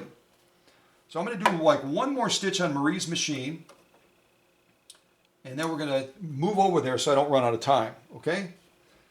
That's the only thing about doing it on a camera instead of doing it on a live stream, is you're limited. Because no matter how big that memory space is, it's going to run out eventually. I think I have about 2 hours and 45 minutes, something like that. Let me see if I can pick another cool one to end with. Let's see. I think I'll do 41. That's kind of an unusual stitch. So I'm going to go all the way up. Notice my needle doing crazy dancing there. Watch that needle back there. All right. So I'm going to do stitch 41 on Marie's machine. It is going to be a default of 7 on the stitch width, which is quite wide, and a default of 2.5 on the stitch length. So I'll make sure I look at that needle, because the needle is going to go to the widest section. I'm going to look at that other row so I don't over sew our other pattern. I'm just going to make a slight adjustment. I'm also going to give it a little bit more material to work with. I moved the material back a little bit so it's got a little bit more launch. So if that pattern, the first thing it does is a backpedaling, where it's going to be pulling this material forward. It's going to be pulling the material forward, pushing us to the end limits over here. I hopefully have enough of a margin that it can do that without over sewing or without creating that little cluster bomb that I did with the other pattern, because I didn't give it enough space to work, okay? So I've got that in there, I've got it offset. I'm just going to hold that material. We'll execute this final stitch on Marie's. I wish I could do more, but I've got to present 3 machines, and we'll see if we can lay down this final cool stitch on Marie's model 3160 QDC Janome machine. All right, here we go.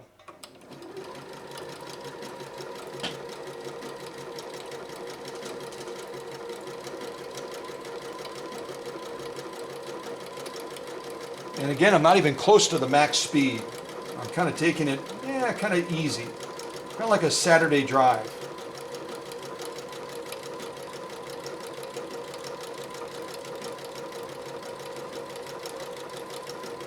All right, I'm going to stop right there. And again, I could have used the end pattern, that little bullseye, but I just kind of took my foot off the foot controller. Yeah, it's quite a lovely stitch. It's kind of cool. Kind of cool. And this is where they give you defaults on these patterns. I'll show you the screen. I'll show you the screen as far as the default. We could have gone shorter on this, and if we had gone shorter, it would have given us even a tighter display of this pattern. And that's probably what I would do if I were sewing this particular pattern. It's kind of an eyebrow stitch, I would call it. If I were sewing this eyebrow stitch pattern, I would probably shorten the stitch length even a little bit more and define this even tighter. Kind of like, you see the tightness on this one? See if I'm holding that in the right spot. You see the tightness of that one right there. And this one, this elliptical one, we could have even gone a little bit shorter on the stitch length and tighten it up more so it gives you just an embroidery look. You know what I mean? And it's interesting, this other one we did right here is an offshoot of this one up here, isn't it? They look similar, don't they? So let's take a look at all these stitches right now. I'm also going to grab my scissors and eliminate some of my mistakes. Since I never edit premieres or live streams, you see it exactly the way it happens. I'm not one of these people that edits it, but I will use my scissors to, kind of crop this off and give us a nice finished product. And I'm going to use my Guggenheim shears. These are 9-inch Guggenheim shears. They come with a lifetime warranty, and they're just wonderful shears. For doing everything. I can cut leather with them, I can cut cotton, I can cut denim, I can cut all kinds of things with them. Also kind of give us some finished edges for these sew-offs, which is kind of fun as well. Kind of just cleans it up a little bit. Almost cut my stitch off there, I wasn't being careful. Well, we'll just crop this edge just barely. Just barely. Whoops, not that barely. There we go. Now we can look at all of these. I'm going to throw these to the side. And if I find that we have extra time, I'll circle back to Marie's because I wanted to show you Marie's machine sewing leather. And I even have some snake skin, and I've got some denim, and I've got some ribbon material. I was prepared to go crazy on this, but I also want to make sure that I include the senior center machines as well. Otherwise, I'm going to be in trouble with those ladies. Okay, so these are all the sew-offs we've done thus far on Marie's model 3160. Come out a little bit so you can see all of them in totality. See that I cut so close to the edge, I almost cut off my straight stitch. So you can see them in totality. I'll just kind of show them to you this way first, and then we'll get closer. So that's should be our top stitching. Get closer now, you get a little bit closer here, you can see these. Some beautiful, beautiful stitching. Beautiful stitching.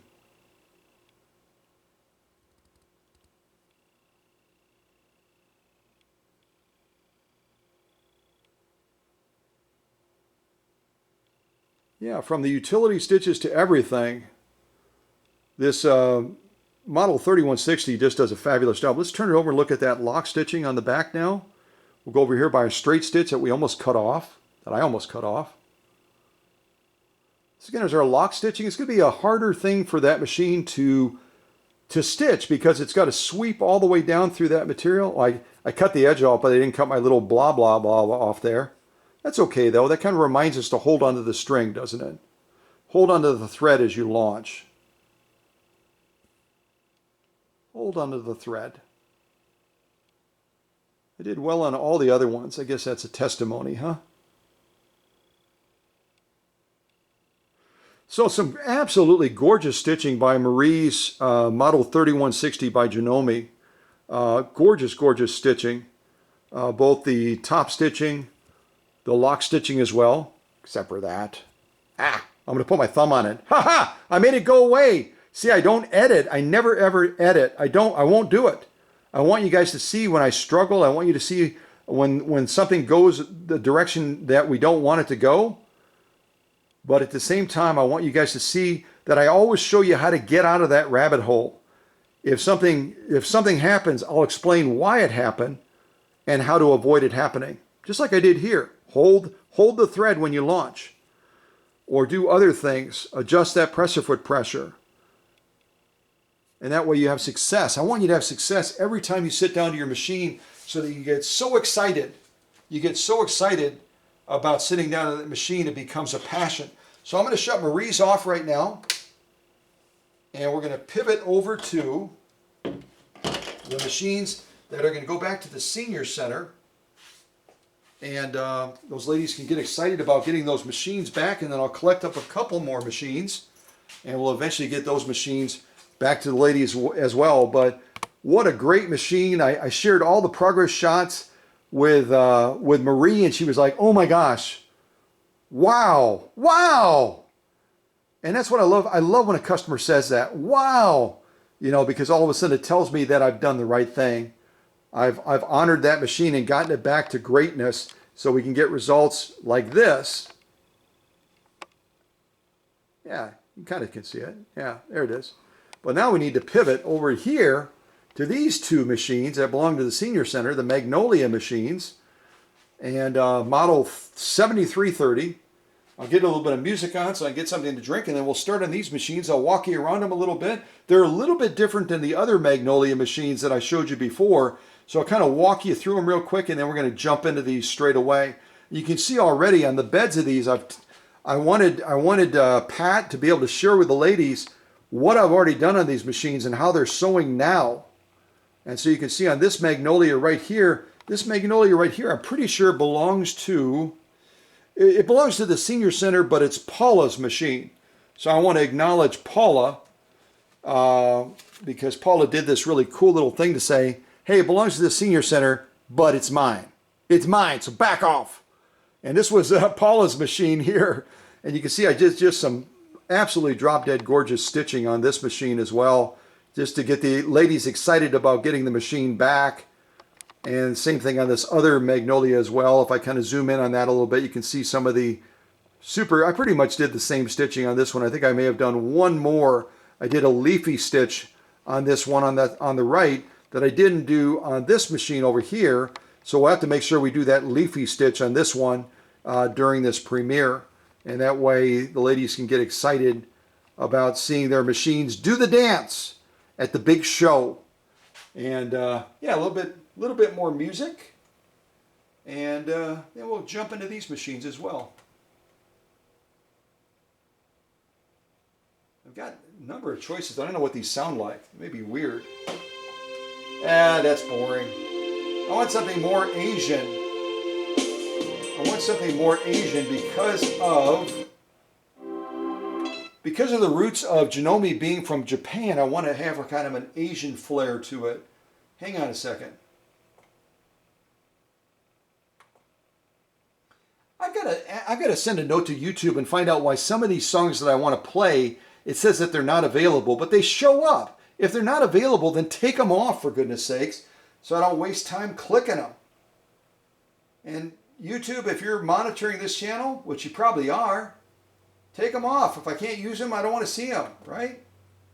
That one's not available either. Daggone it.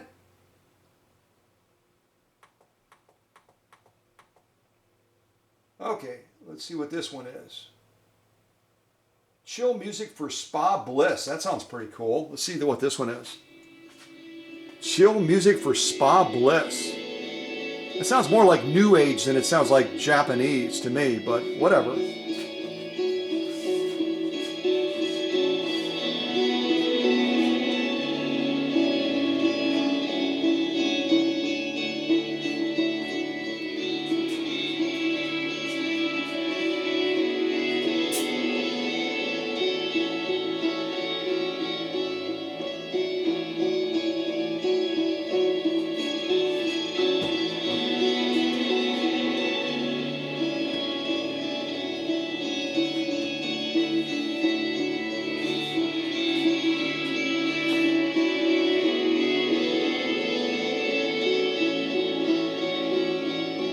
All right, I'm going to pause that real quick because, again, I don't know how much recording time I have left, so I got to be extra careful.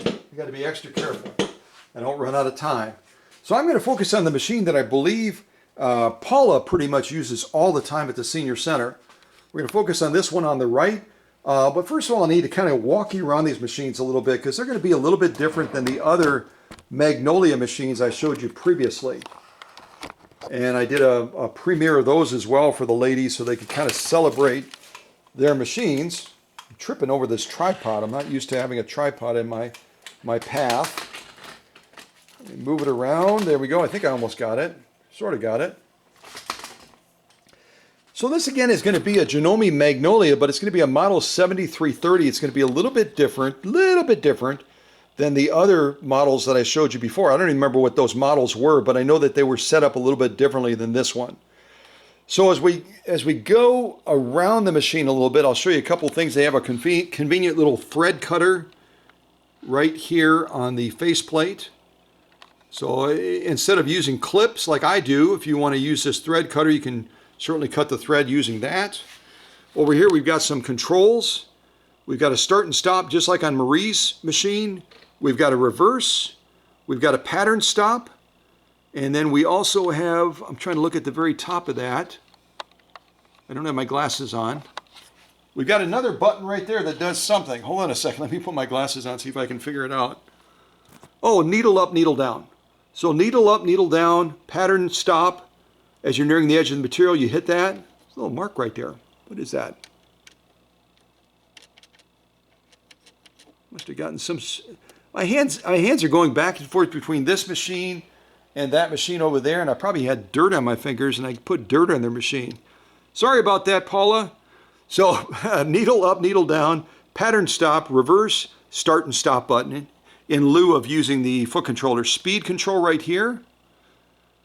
Here's our upper tension control. You can see we're set right around 7. Over here we've got, kind of a opportunity to scroll between. So this button right here is going to give us an opportunity to scroll between the pattern selection and the stitch width and the stitch length, and then we're going to adjust any of those right here. So right now we're on pattern 1. If I want to go up and say choose one of these other patterns over here, let's say pattern 12, why not? So I'm just going to bump this up. And now I have pattern 12. And if I'm curious what the settings are for width for this particular pattern, I just bump this again. It's going to show me that right now our stitch width is going to be right at about 5.0. We may be able to adjust it. We may not be able to adjust it. If I hit it again, it's going to show me that the stitch length is at 2.5. And again, if I wanted to change the stitch length up or down, it may allow me to do it. It may not allow me to do it. But it's pretty easy to navigate this. Stitch pattern, hit it again, you're on stitch width, stitch length. Okay? So what else? On off is right over here. This is going to automatically, when you engage this electronically, it's going to disengage the clutch. So when you push this to the side to wind a bobbin, I've got these class 15J bobbins for the ladies because when the machines came, one of them did not have a bobbin, the other one had a metal bobbin. Do not use metal bobbins in these machines because they have a plastic bobbin case and a metal bobbin is going to damage it. Okay, so do not use metal when the machine has a plastic bobbin case. That's a no-no. So I'm not sure who did that. I won't say that Paula did it, but one of the ladies was using a metal bobbin in one of these two machines, and that's a no-no. So, and then I'm going to be sending back extra class 15J bobbins for the ladies so they can use the correct bobbin on these two Magnolia model 7330s, okay? What else? Oh, if you take the free bed, the free arm bed off, if you take the bed off by just sliding it off, there is a feed dog drop on the rear of the machine. I don't think most people use that function generally, but if you do free motion quilting, freehand embroidery, that might be an important thing to know and to use. And then as I said before, when you're winding a bobbin on these machines, you're going to come from the thread around this tensioner right here, and then straight back to the spool, and then you wind it around the spool. I think the book says clockwise, counterclockwise, whatever you want to do. And then if you're not getting a full enough bobbin, you can loosen this screw and rotate this. The further it rotates in to the bobbin, the less fill you're going to get. As you rotate it out, you're going to get a more full bobbin. Okay? Yeah, I think that's about it. And when you're threading the machine, I'll just show you with my finger for sake of time. You come off of here, you go behind here and snap it in. There's a little opening right there. You snap the thread in. You drop down this track right here. Make sure your presser foot lever is in the up position. So when you come down to here in this area, it's going to go between those tension discs, which are hidden right behind here. You then come around the bottom and draw the thread up through this track. Take it through your take-up arm from right to left. Come back down the same track. And then you're going to see that there is a thread guide right there that you have to draw that thread through. You draw it from left to right, make sure it goes all the way into the center. And then you're going to thread your needle from front to back, okay? And make sure the flat side of the needle is to the rear. When you drop your bobbin in, you're going to make sure that the thread is coming over the top. So as the bobbin turns, if your bobbin isn't turning counterclockwise, then you have it threaded wrong. If it's turning clockwise, you've got it threaded wrong. So just take that into account. As this is operating, that bobbin is going to be turning counterclockwise. And that's true of most of the Japanese machines. Okay? Yeah. I think that's a pretty good lay of the land. I won't go over it with this machine because it's the same machine, right? Well, you get an idea of some of the stitching that this machine will do. I'll say that this is Paula's machine. Absolutely drop dead gorgeous. Absolutely drop dead gorgeous. I'm going to move these to the side because we don't need to revisit the past. We're going to do it in the present. And you'll have a chance to really celebrate these great Magnolia Model 7330s. Okay? Let me get the camera back up on the tripod. Get the tripod turned around. Get the camera locked on so I don't drop that. All right, let's zero in on this machine, which I will call Paula's machine to use. And we're going to do some selections over here. We'll do a straight stitch first of all. So I've got to change what I've got set right now. And you can see when technology changes, for a camera to be able to see what's happening on that screen as I'm showing it to you, the display and the improvement of the display will evolve so that it becomes less of an LED type display and it becomes more of a high definition type display. Right now you're seeing it flickering because the display, it's a little bit older machine, so it doesn't have quite the same type of display that Marie's did. You notice when we're looking at Marie's screen, it didn't do anything super weird. Hold on a second. I'm doing something super weird with the camera right now because I realized I loosened it when I was jostling it around. Okay, so that's, you can see we're on stitch 12 right now. You can see that, which is great. Some of the real old LED displays, you can't see a darn thing. So I'm going to go back down to 01.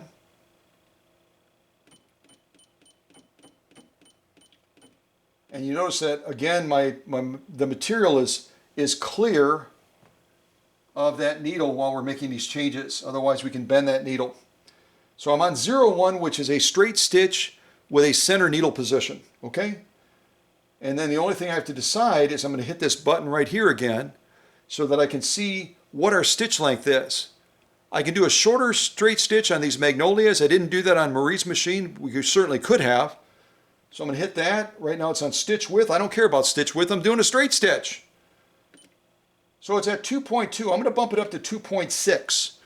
So we're going to do a rather short straight stitch. Then we're going to do a longer straight stitch all the way to the maximum. And then we'll jump into a zigzag, blah, blah, blah, blah, blah. Pretty much like I always like to do. I like to show the utility stitches. And then I like to go from there and do some of the fun stitches, the decorative stitches, okay? Let me get that over there. And just to mix it up and make it a little bit interesting and unique. Not that everything I don't do is interesting and unique. I think it is. But I'm going to start with, instead of cotton, I've got cotton.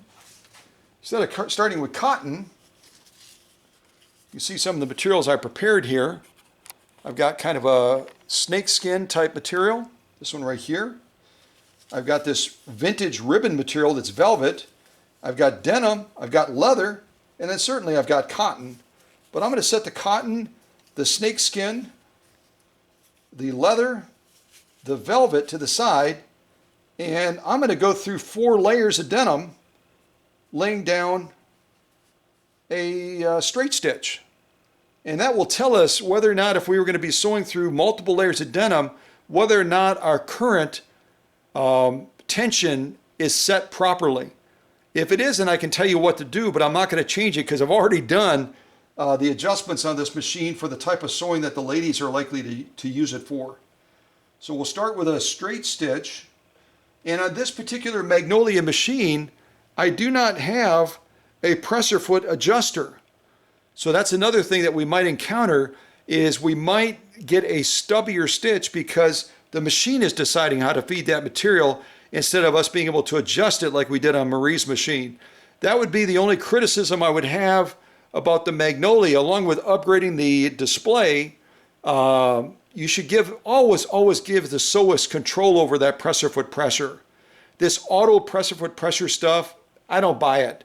I think it's problematic. So, but we'll try to use it and use it as intended. Also, I'm going to be holding that thread just briefly as we launch. We'll do a straight stitch that is 2.6 as far as length, and then we're going to go to a much longer one after that, and we'll see what results we get. Okay? Looks like our camera angle is pretty good right now. All right, here we go.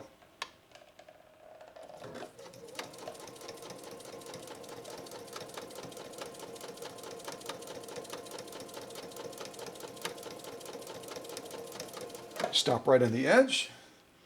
So that's our 2.6 length straight stitch. Top stitching looks pretty good. Actually, both of them look pretty doggone good for going through 4 layers of denim. Denim is a very dense material, as most of you know, especially this heavy grade stuff that I use. And we can always fine tune that stitch a little bit. If we're going to be sewing 4 layers of denim all day long, we can always make adjustments to that tension to get the result that we want. If that top stitch is overemphasized, then we would go ahead and bump up our upper tension. If that top stitch right here is not as defined as we want it, then we can always go ahead and bump down the upper tension. And by bumping down the upper tension, it's going to allow that bobbin case to pull down harder to give us greater clarity of stitch on the top of the material. Let me say that again. Our bobbin case is going to be trying to pull down to give us a beautiful top stitch. If that top stitch is not as beautiful or as defined as you want it, then you need to go to your upper tension. I'm going to point at it with the camera right now with my finger. Try to see where I'm aiming. There it is. Ha ha ha! So if our top stitch is not as defined as we want it, we're going to go ahead and decrease this. So right now we're on 7. We would go to 6.5. And then it will give us a greater, more defined top stitch. If that top stitch is too pronounced and we're looking at the lock stitching on the bottom and it's not as clear as it needs to be, then we would go ahead and increase this, because this is going to pull up to give a better lock stitch. This is also going to, we can reduce this, and then it will allow that bobbin case to pull down to give us a clear top stitch. So they're in a tug of war. This is pulling up, the bobbin case is pulling down. They're like this.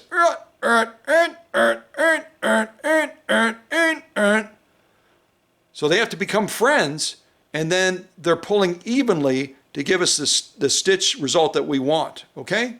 Hope that makes sense. I think it does. Okay, so I'm going to move right away, because again, I don't know how much time I have. Move right away into doing a long straight stitch, and then we're going to do a zigzag on this denim as well. If we can maintain decent stitch tension through 4 layers of denim with a super wide zigzag, then we know we're golden, because that zigzag is going to give us the biggest challenge as far as tension. Other than some of the shorter stitching will also challenge us sometimes, but the zigzag will really challenge us. So I'm going to go over here to this control now screen real quick. Zoom in a little bit. Right now we're at 2.6. We're going to go up much higher. I'm going to go all the way up to the maximum, which I think is 5.0. So now we're going to do a super long straight stitch, the longest we can on this machine. And again, the only thing that will mitigate this a little bit is normally if we want to do a super long or super wide stitch, we're going to make adjustments also to our presser foot pressure, because that's going to control that feed to make sure that we get the outcome that we want and that we get the full length of that stitch or the full width of that stitch that we want. On these Magnolia model 7330s, we do not have a presser foot adjuster. So we've got to rely that the machine is going to do what it's supposed to do.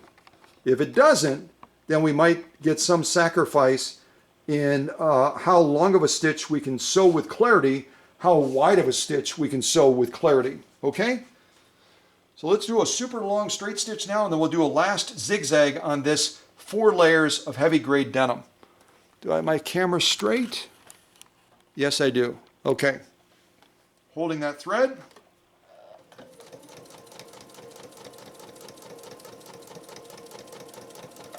Stop right about there.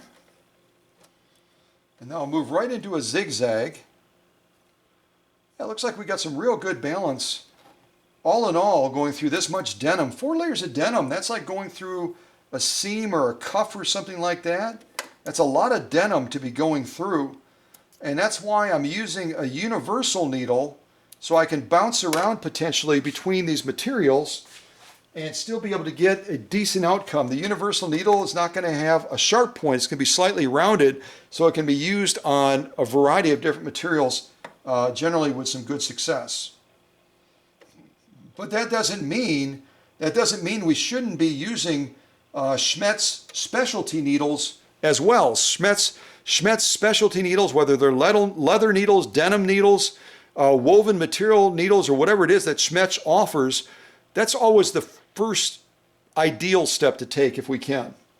Okay, so I'm making a change now, and I'm going to go over to a zigzag. Zigzag on this Magnolia model 7330 is going to be, it looks like 0.8. Can you see that over there? So I need to go to 0.8 now, and then I'm going to go to super wide, super long, and see whether or not we can maintain stitch tension. Okay? Super wide, super long. And if you're trying to read that right now and you're going, I need glasses. No, you don't. It's just because it's an older LED style and it doesn't quite give you the clarity that some of the other screens that use other technology will give you necessarily. It's fine to look at, but it may not be as clear when you're trying to capture it with a camera. So I'm going to go to 0.8. First of all, I have to change this to the stitch pattern. Right now I'm looking at stitch length. So I'm going to hit that. Now we're in stitch pattern. I'm going to go to 8, and notice my needle is clear of the material because that needle is jumping all over the place right now. Okay, so now I'm on 0.8 for a zigzag. Now I'm going to hit it one more time to see what is our stitch width. Right now it's at 5.0. How high can I go? All the way up to 7.0. So I just bumped it up by +2. And now I'm going to hit it, our control right over here to look at stitch length. See what our stitch length is at. Right now it's only at 2.0. I'm going to go all the way to the max to 5.0. Actually, for a zigzag, your match on stitch length will be 4.5. So now I've got a zigzag that's going to be like a gargantuan zigzag, as big as this machine can possibly do. And so I want to look at my needle over by the other side of the machine and see where it has gone to as far as the default, to see if I'm going to over sew the large straight stitch, and it looks like I will. So I've got to make a slight adjustment in moving the material right now so I don't over sew that long straight stitch that we just did. I'm just going to move it just slightly. There we go, that should be good. And again, the machine is going to decide on presser foot pressure. I just have to hold onto that thread, put on my seat belt, and get ready to go. But you can see right there in the shot, even from this distance, we've got a beautiful straight stitch representation right there. Beautiful straight stitch. We come out, we'll do that zigzag, and then we'll look at all 3 of these on this Magnolia. Okay? Look at all three of these. All right, we put a hold on that thread. All right, here we go.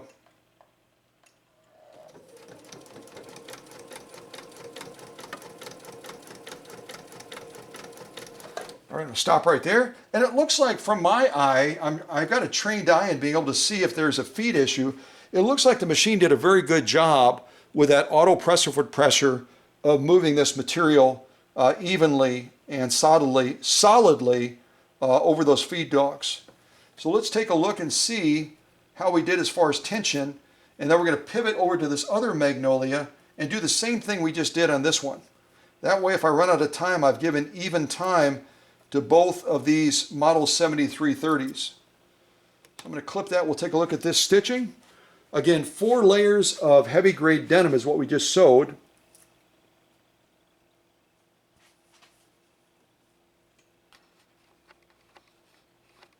There we go.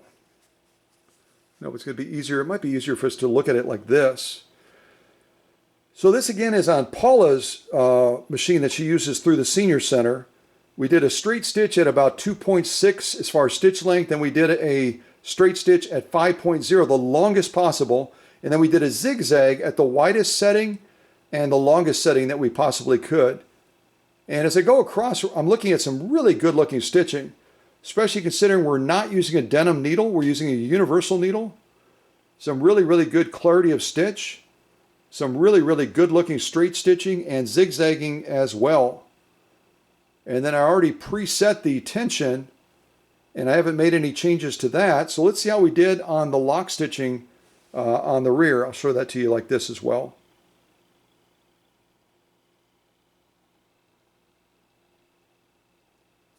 Turn it over, look at that lock stitching. Now on the lock stitching, I'm looking at that top row where we sewed the shorter stitch at about 2.6, and I'm seeing that we could have a little bit more upper tension. So if we were going to be sewing denim all day long, and at that stitch length, the shorter one, the top row, then I would go ahead and increase our upper tension slightly, so it would be pulling just a little bit harder to give us a more defined straight stitch at this length. But our longer straight stitch looks really quite good, as does our zigzag as well. And our zigzag would be the biggest concern because you've got these bridge points where there's no support. You only have support at 3 points, there, there, and there, and we're stretching that thread quite a distance. But our tension looks really, really quite good. We'll look at it like this as well. This again is our lock stitching. Yeah, some really, really good stitching. It can always be better if we were to potentially use a Janome approved rolling foot, which is a little wheel that presses that material down very nicely. It doesn't just pass over it, it presses it down, or possibly an approved Janome walking foot. But for our purposes at the Senior Center, with these ladies using it, I think they're going to be in great shape, because if you can get results like this with a super wide as it can be zigzag, super long straight stitch, they're golden. So let's go over this other Magnolia now so we can run it through the same paces. I'm going to have to go into this little nook over here. If I bring the camera out, I get this little space between this table and this workbench. I'm going to be kind of tucked in there tight, trying to get this done. And this also has a slightly different foot controller. You can see it right up here, where somebody got an aftermarket foot controller for this, made in Taiwan. The other one must have broke, or who knows what happened. And so I'm going to be using a different type of foot controller on this Magnolia. So the machine will respond just a little bit differently than this other Janome that has the original foot controller. All right, let me move the camera out a little bit. I'm going to slide Maria's machine over just a little bit further, because I'm going to be really kind of tucked in there tight as I'm trying to get this done on this other machine as well. All right, let me get that foot controller on the floor.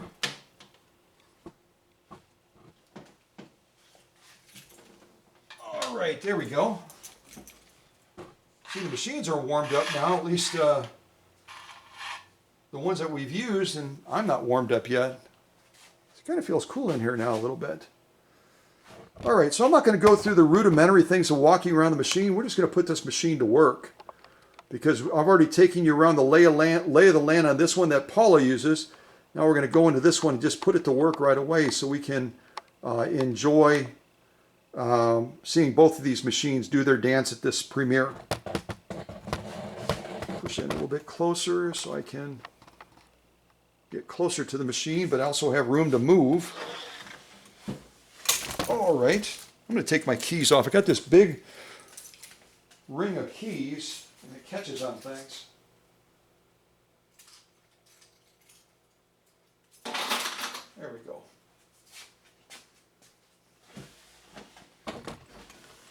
It's tight in here. All right, see if I can move that over there. There we go. Okay, so let me get this 4 layers of denim. It's the same as the other sew-off. 4 layers of heavy grade denim. We're going to do the straight. We're going to do the other straight, and we're going to do the zigzag. And then we'll move into some other materials and do some other fun stitches on this. So you can kind of sort of see, because of the camera angle right now, let me bring it out a little bit. Which one am I focused on? Yeah, that's the correct one. Let me go over here a little bit. Okay, adjust that one more time. Okay, so I'm already set at 0-1, which is a straight stitch with a center needle position.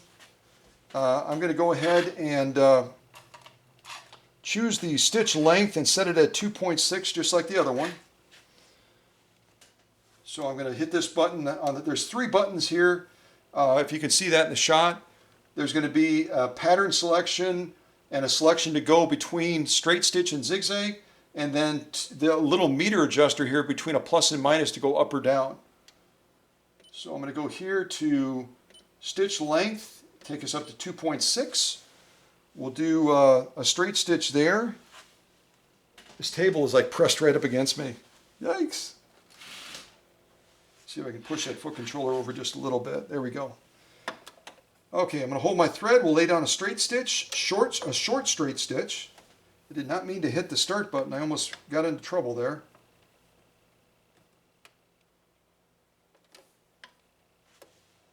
Okay. Straight stitch, short, and then we'll do a longer one after that.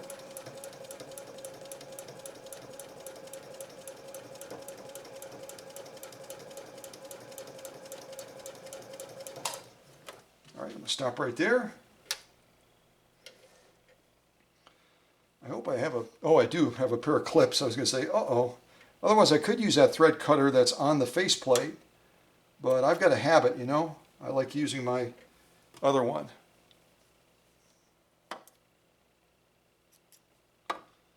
Now we're going to change that stitch length to much longer, to the maximum.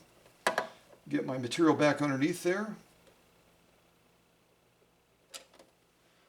So I'm just going to adjust my stitch length all the way up to 5.0, just like we did on Paula's machine that she uses at the center. I'll hold that thread and we'll go ahead and launch that longer straight stitch.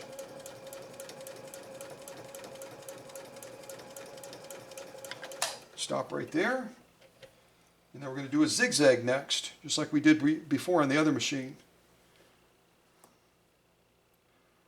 And both of these Magnolias right now are set, from what I'm seeing, are set at 7 as far as the upper tension.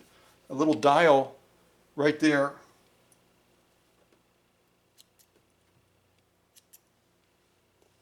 So they're working in unison as far as the way they're calibrated. And now we're going to do a zigzag.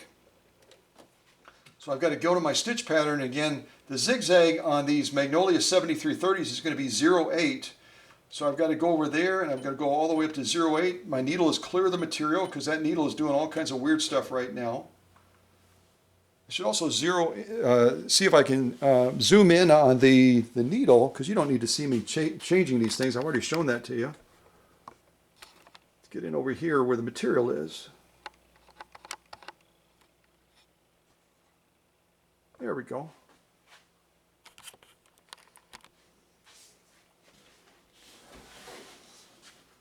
Okay, so I'm set at 0.8. Now I need to choose the stitch width. I'm going to go all the way to the maximum, which is 7.0. Then I have to hit the little control on the far left again so I can go to stitch length. I'm going to go all the way up to 5.0. Sorry, on the zigzag again, you can't go up to 5.0. It's only up to 4.5. And now we're going to lay down that super long, super wide zigzag, and we'll take a look at the stitching. All right, here we go.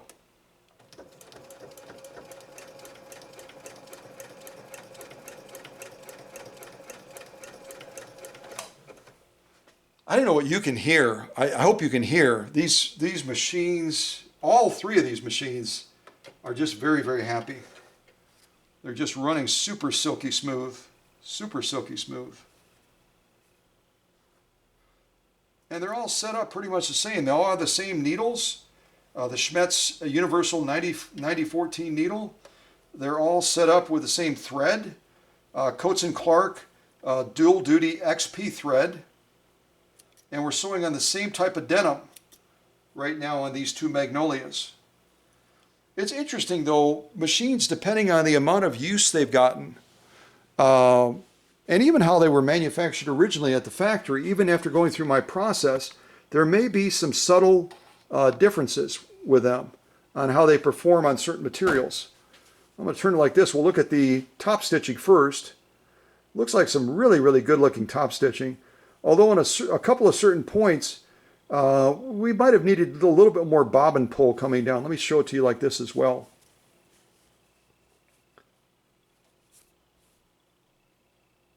That's some beautiful stitching, folks. And this again is our top stitching, which is controlled predominantly by that bobbin case. It's going to be pulling down on that thread to give us a beautiful top stitch like this. Very, very, very, very nice. But when we flip it over, again, we're going through a lot of denim. Look at the thickness of that. We went through the same thickness on the machine that Paula uses right next to this one. That's a lot of denim. And we're not using a denim needle. So as we turn it over and we start to look at that lock stitching, if you look real close, that top row is not quite as defined as I would want it to be. We'll look at it like this as well. So with this particular machine, it might require, instead of that upper tension being set at 7, you might have to go a little bit higher, maybe 7.25, and then it will clean up some of these areas. Just like here, you just barely can see on the edge of that zigzag where there's not enough pull down, or pull up, I should say. There's not enough pull up to make that edge really, really tight to that material. There as well. See that? There as well. And that's an upper tension factor. And yet at certain points it's spot on. And it could be as well, even though this is cut from the same pair of jeans, it could be that this part of the denim is interacting with that needle just a little bit differently. Take into account that one part of the denim might have a little bit more dye in it. And I've talked about color dyes and how they impact the piercing threshold. So all you would have to do is adjust. It's still lovely, lovely stitching, that lock stitching. It's lovely stitching. But to fine tune it in those areas where it's weak a little bit, you just take that upper tension right here. That's set at 7 right now. And you just go up slightly to tighten up that finished thread outcome. Because these machines have gotten different levels of use. They were manufactured potentially, in different ways at the factory. And so as they age, just like with that auto press-a-foot presser, as machines age, even after being properly serviced, there's going to be a little bit of a gap point. So some lovely stitching, very, very lovely stitches through a lot of denim. A lot of denim. But a slightly different outcome. Paula's machine was able to manage it just a little bit better. And again, it could be because of a number of factors. But some beautiful, beautiful stitching. All right, let's go back to Paula's machine over here, the one that she uses at the senior center. And now we're going to pick a different type of material. And then I'll bounce over to the other Magnolia as well so we can see that done. So this time I think we're going to pick some velvet material. And this is vintage velvet. It came off of a spool from a Kohl's store, or I don't remember where it was. But this stuff has been around for a long time, for decades. And it's got a real slippery backing on it, so we'll have to see how that automatic presser foot pressure does in managing a material like this. This will be a little tricky. So I'm going to slide that velvet underneath there, and we're going to go to one of the decorative stitches. Get that into place. I'm going to offset it a little bit so we've got a little bit of play as far as it moving the material back and forth if it needs to. And now what I'm going to do is I'm going to go over to the stitch selections, and if this were a live stream instead of a premiere, I would let you pick the stitch. But because we're not doing a live stream, we're doing a premiere that's pre-recorded, I've got to pick the stitch. I'll pick out one of these down here. Maybe this one right here, the star one, is a favorite one of mine, which is number 30. So if we go up here and pick number 30, put it right there. Again, you hit this left one and it goes between the stitch pattern, stitch width, and stitch length. So you just have to hit it until you see the little dot next to the symbol that tells you what you're looking at. So I'm going to go all the way up to 30. And again, my needle is clear of the velvet so that I don't potentially damage the needle. And it looks like, okay, we're on stitch 30. I'm going to see what is our stitch width by default. 7.0, I'm okay with that. 2.5, that might be a little bit short. If it allows me to, which it might not, I'll see if I can go up just a little bit.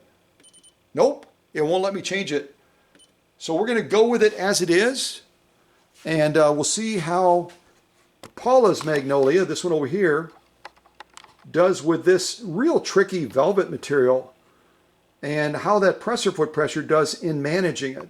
Because this is a total opposite of the denim that we just sewed. Total opposite. All right. We've got to choose the right foot controller, otherwise we're not going to get any locomotion. I'll move over this foot controller here. All right, so we're going to try this pattern. It should produce some real pretty little stars. And hopefully I have this offset enough. I'm going to hold that thread when we launch. Now, the other thing I could consider doing is I could consider putting a couple little clips on this to hold it together. See if I can grab some of Paula Noel's clips.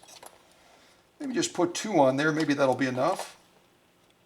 Because this will tend to separate as it's sewing, and then we won't have a nice clean edge. You know what I mean? So we're going to do our best to kind of clip it together, see if that'll keep it reasonably together like we want.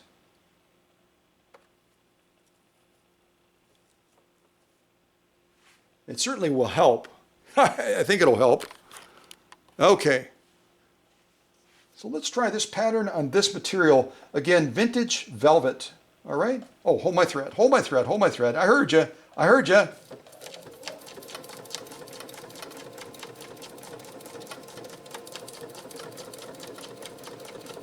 And because we're dealing with a real delicate material with a slippery back that is back to back right now, we're going to keep the speed down.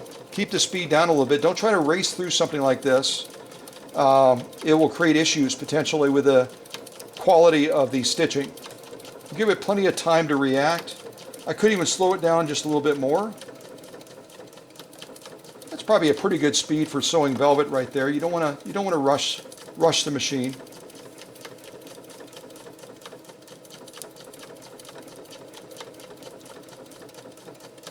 And the universal needle does generally pretty well with velvet, but I'm sure that Schmetz has better needles, more appropriate specialty needles. If you're going to be sewing a ton of vintage velvet, you would be better off using one of those specialty needles. And on this one, when I get nearer to the end, I'm going to see if I can hit that pattern end button, and that way we get a full pattern at the end. And it looks like the presser foot pressure that's automated on this machine is doing a pretty good job of maintaining that material and feeding it. I'm going to hit the pattern end button. We'll end just a little bit early. we go. Let's take a look at this. 2 layers of vintage velvet, a very tricky material to sew. That's a gorgeous, gorgeous outcome, isn't it? It's quite lovely. Quite lovely. How did our lock stitching do? That's our lock stitching we're looking at right there. That's gorgeous, isn't it? Isn't that gorgeous? Let me grab those clips and we'll take a closer look at this, and then we're going to move over to the other Senior Center machine. I don't know who uses that one predominantly. This one had Paula's thing on the foot controller, kind of saying, hey, this is the one I use. But vintage velvet is just a precious, precious material. It's sometimes hard to find it, unless you go to maybe a thrift store or something like that. So this is the pattern we just sewed. It's pattern 30 on these models. And again, if we were to use an embroidery needle, say like a 7511, 75 is the American size, 11 is going to be, I believe it's the, what is it, the millimeters, something like that. I would say it's the European number, because the metric system is more popular over in Europe than it ever was in the United States. Lovely, lovely stitching. Totality, imagine that being on a garment, or being on a bag, or maybe on a quilt, maybe a quilt edge. How's our lock stitching look? Looks really good. Maybe a little bit more upper tension to tighten that up even more.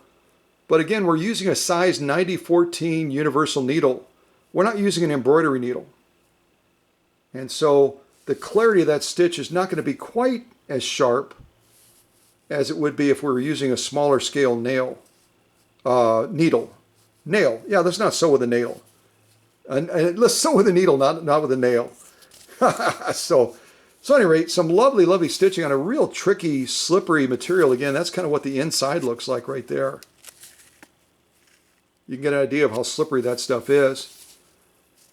Yeah, so let's go to the other Magnolia. I'm going to throw that in our little pile of sew-offs we did. Let's go over to our other Magnolia and see if we can replicate the same outcome or similar outcome. I'll have to move my tripod again over and put myself in the corner. Not that I've been bad. All right, go over to this other Magnolia. And I'll change my shot once I get it all set up. So I'm going to get out my vintage velvet on this one as well. Slide that into position.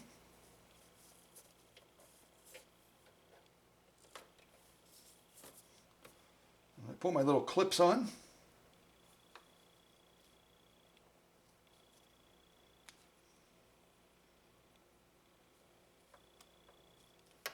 Now I have to choose my pattern. Notice my needle is clear of the material.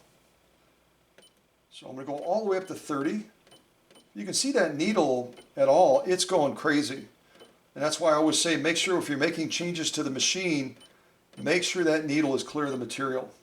So we're set on 30 now, and I'm not even going to go to the defaults. We already know the defaults are going to be 7.0 on the width and 2.5, and it's not going to let us make it any longer. We could probably make it shorter, but we'll just leave it alone. So let me change my camera angle now so we're closer to the material, and then we'll go ahead and check this out. I don't know how much time we have left, so if I start seeing my camera flashing, I will begin to wrap this up, and at least we've done justice to all three of these great machines. These two that belong to the Senior Center, the one that's used primarily by Paula, I think, and then also this one that is the personal machine of Marie that we had a chance to present to you first at the beginning of this premiere. Okay. My camera has a little flip screen, so I'm just trying to see. I'm looking at the flip screen as I'm on the opposite side of the camera just to make sure that I'm angled in a way that you can see it. So we're going to be doing the same stitch, the star stitch that we did on the other machine. Here we go. This is a different foot controller. I got to get my foot on it in a different way. All right, let me hold those threads. Here we go.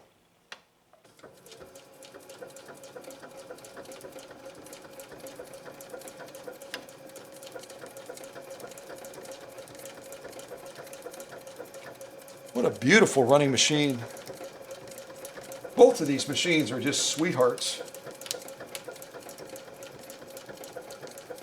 And And that auto presser is trying to manage this tricky material right now.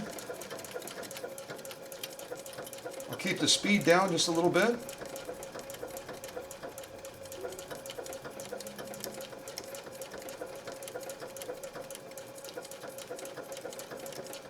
All right, we're kind of into the material now, about midway. I'll speed up the machine just a little bit.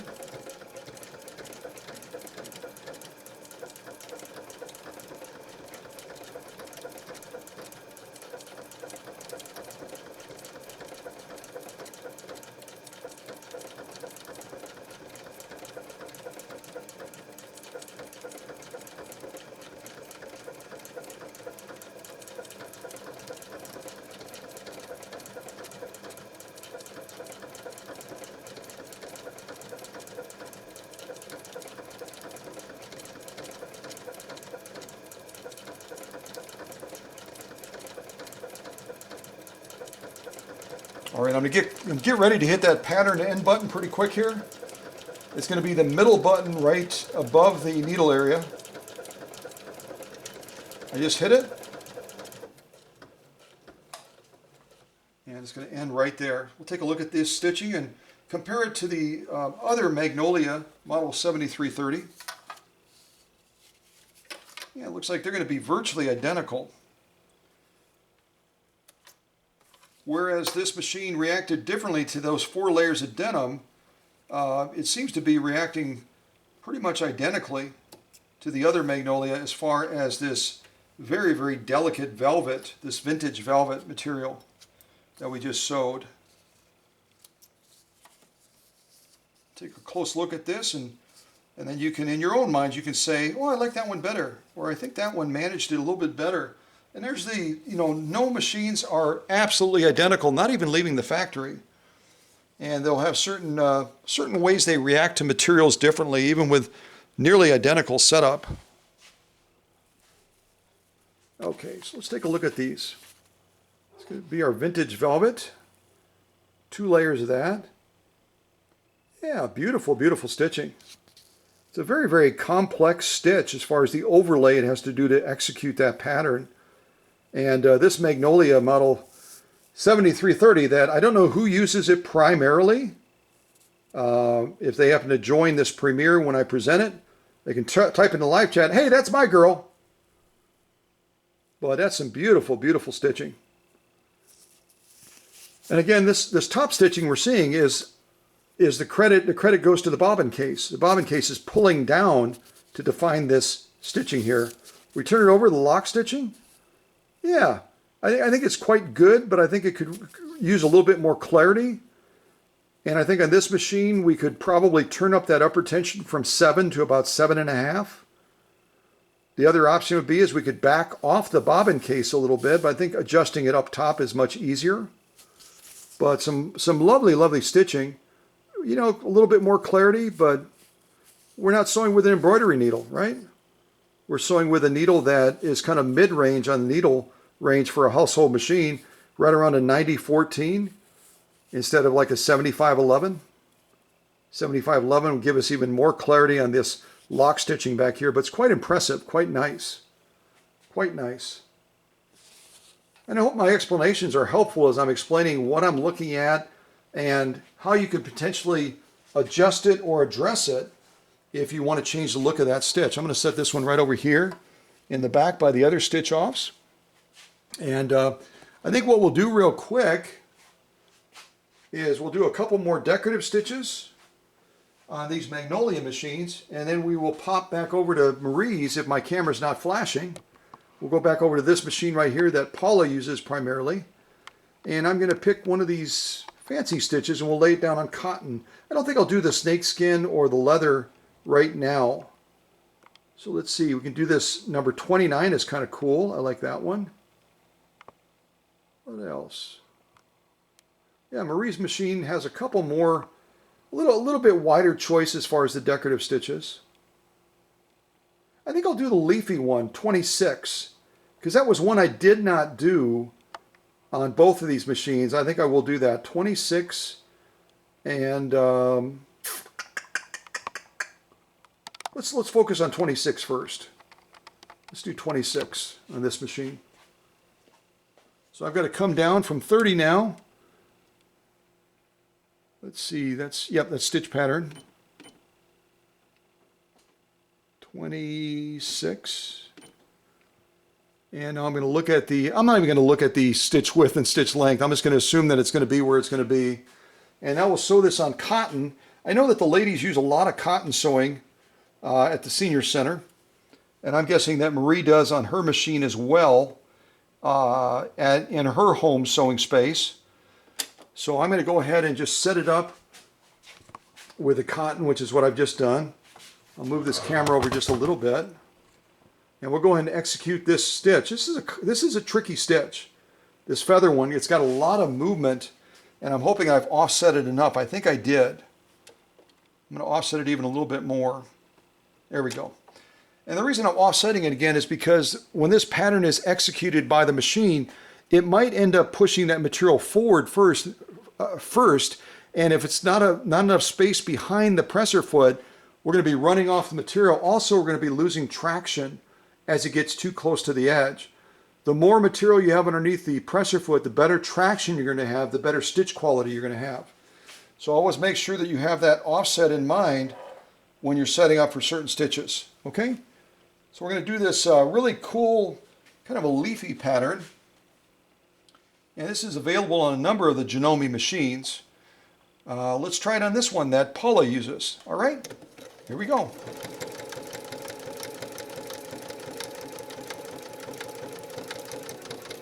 Did I offset it enough? We'll find out shortly. I don't think I did. I'm seeing a little bit of material movement, but not a lot.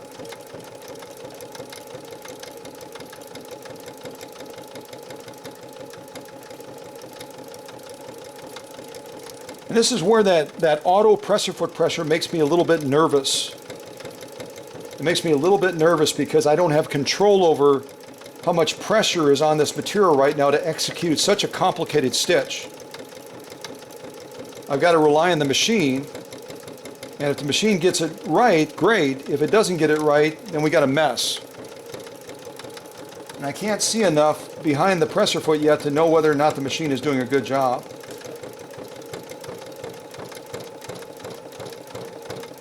I'm skeptical that it's doing a good job. I'm going to stop. Hold on, let me stop for a second. Yeah, it's doing a horrible job with this pattern. So I'm going to move it right into the middle of this material so I've got a lot of room for that pattern to be executed. Yeah, see what it did? And that's a presser foot issue. It's not adjusting automatically to do this because of my offset, and it's overlaying the same area while it should be advancing the material. We're going to give it one more try. I'm going to move it right over to, I'll move it into a new column area right over here in the middle. Give it plenty of space, hoping that that presser foot pressure will be adjusted properly. Okay, I'm going to look at all the settings again. 26, yes. The other thing I'm going to do real quick is it did allow me, it was at 0.4 as far as stitch length. That's really short. That's incredibly short for such a complex pattern, and that's the default that Janome gives you. That's the default that Janome gives you. But I don't think that that's enough room for this pattern to be executed. So I just went in there and I adjusted the stitch length from 0.4 to 0.6. Let's see if that makes a difference. I bet it does. And that's where sometimes the manufacturer can get it wrong. The manufacturer sometimes can get it wrong, and they'll give you a default that they recommend, but depending on the material you're sewing on, it may not work. So we're going to try the same pattern. Only thing I changed is I took us from 0.4, which was what Janome recommended, to 0.6, which is what I recommend. Let's see if that helps. All right, hold on a second. Here we go. Hold that thread.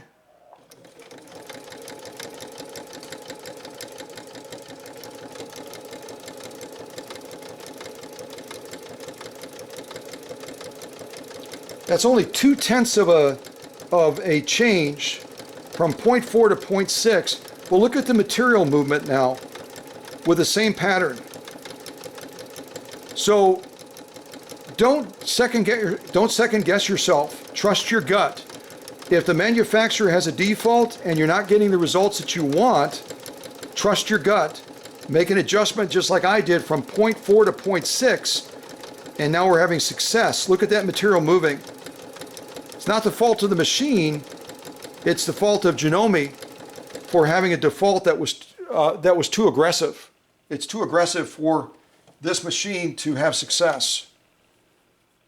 Let me show these to you together so you can all of a sudden go, holy mackerel, Scott, you're really, really smart.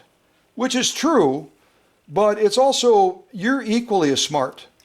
And if you were facing the same challenge, you would say, Scott's talked a lot about material feed, and it looks like the machine is not able to feed that pattern successfully, so I need to give it more stitch length to work with.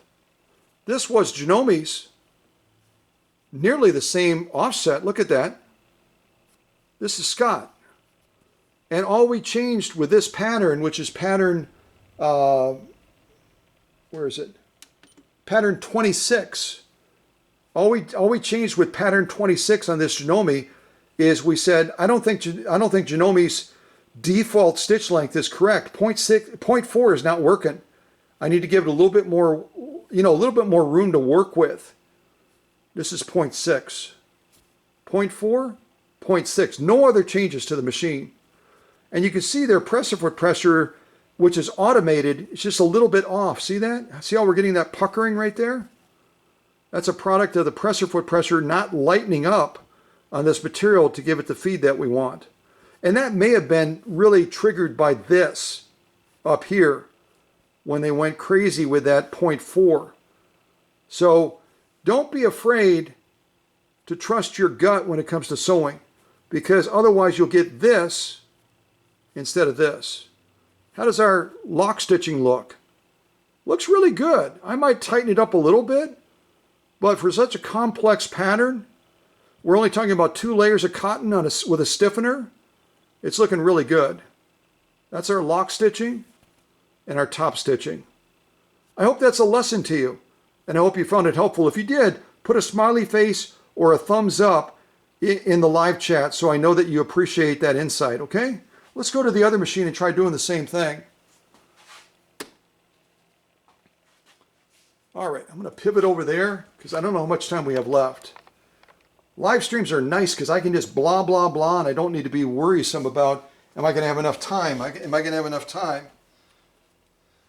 And here again, I'll just point out, we've gone from a green dyed material to a red material. Red is one of the most notoriously difficult materials to sew because of the dyes that are in it. It creates a different surface of sewing, and it creates issues sometimes as far as how that machine manages that. Does that make sense?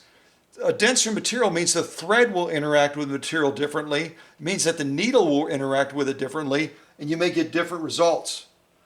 But right now, I'm going to try to get a result of sewing that same pattern on this machine. So I'm going to go down to 26. My needle is clear of the material. And I'm going to right away question the legitimacy of what Janome is telling me. I love Janome. I think they're brilliant. But whoever chose 0.4, I think that they were in an ivory tower somewhere, sipping sake, and say, let's go with 0.4. I feel like a 0.4 today. No, go with a 0.6. So we're going to go right away. I went into the settings. This one over here, I'll show it to you on this machine. They're identical. So to go into the settings, I'm hitting this button right here. I either have a choice of pattern, and it'll have a little green dot next to the pattern symbol. One down is stitch width, one down further is stitch length. So I just went to stitch length on this, and it was at 0.4, and I bumped it up 0.2 of a difference up to 0.6. Okay? I did the same thing on this machine over here. So we're going to try stitching the same pattern, see if we can avoid that debacle where it was not advancing the material properly. See if we can avoid that debacle and launch right into and get a beautiful stitch row with that same pattern without the issue of feed. All right, here we go. I think I have enough clearance behind it. I believe I do. I'll adjust it down just a little bit further. Here we go. All right, same pattern, and we've already made the adjustment because I think the default that Janome gave us was wrong. All right, here we go.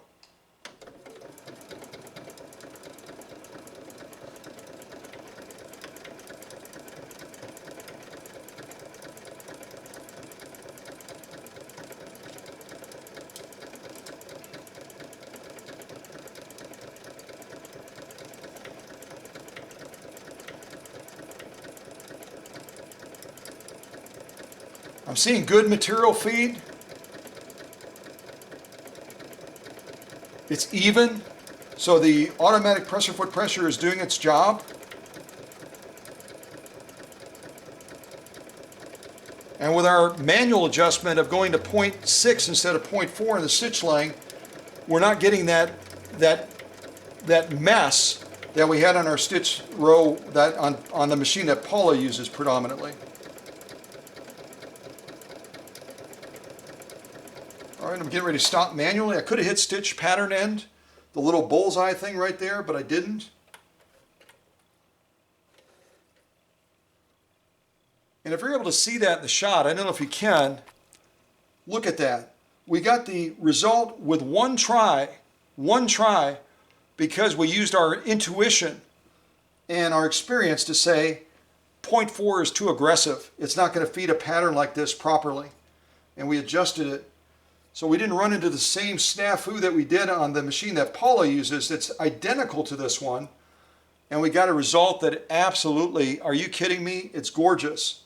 Let's look at both sides of this material, and then we will see whether or not we have any time remaining. We may have to wrap this up and just end the premiere if I run out of space on the memory card. And it's a big memory card. It's quite large. But video takes a huge amount of memory, if you didn't know that. So this again, compared to this,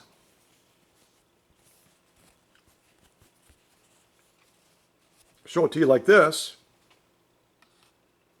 That's what we got. We made that adjustment after we ran into problems. We got this. Before we went to the other machine, we automatically said, I think Janome was too aggressive in saying 0.4. We went to 0.6, and that's what we got right there. Isn't that gorgeous? It's absolutely, are you kidding me, gorgeous. So if your machine is doing something like this, it's okay. What do they say? Like Ronald Reagan with Russia, trust but verify. You can have some trust in Janome because they're very smart. They're very good at what they do, but sometimes they get it wrong too, right? Sometimes they get it wrong too. Here's our lock stitching on the back.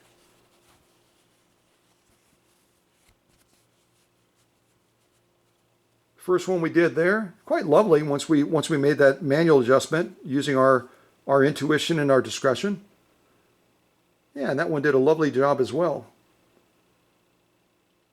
And again, if we use an embroidery needle, a size 7511 by Schmetz, because I believe in Schmetz, I think they're the best needles in the world. And if Oregon doesn't like that or one of the other manufacturers, sorry, but I've sewn on thousands and thousands of machines, and I've always gotten the best result from Schmetz needles, always. So what a neat thing to experience, huh? You've learned something new, I hope now, with, trust your machine once it's been serviced properly, like in my workshop, that you know you're going to get the best service in the world, but also trust your intuition. I'm going to put this over here, and we're going to pivot back over to Marie's just briefly. We've had a chance to put these other two Janomes to work quite a bit, these two Magnolias, model 7330s. I don't know how much time we have left. We may be almost out of time, but we'll see if we can do a little bit more stitching on Marie's over here. And see if we can have a little bit more fun with this machine before we wrap up. So I'll turn it back on. These are great tables. Susie got these tables for me. I'm so grateful for them. But they do a little bit of a jiggle wiggle. See that? It doesn't mean they're going to collapse. They're very strong tables. They can support hundreds of pounds. But they get a jiggle wiggle that kind of is, it's a little bit annoying to me. I'm just being honest. So let's see. I think we have a similar pattern, not identical pattern, to the one that the 7330s have, but it's not going to be quite the leafy pattern. It's going to be a little bit different. We'll look at these patterns that are on Marie's machine. I don't think she has the leafy pattern. I'll take a look. It'll be real close.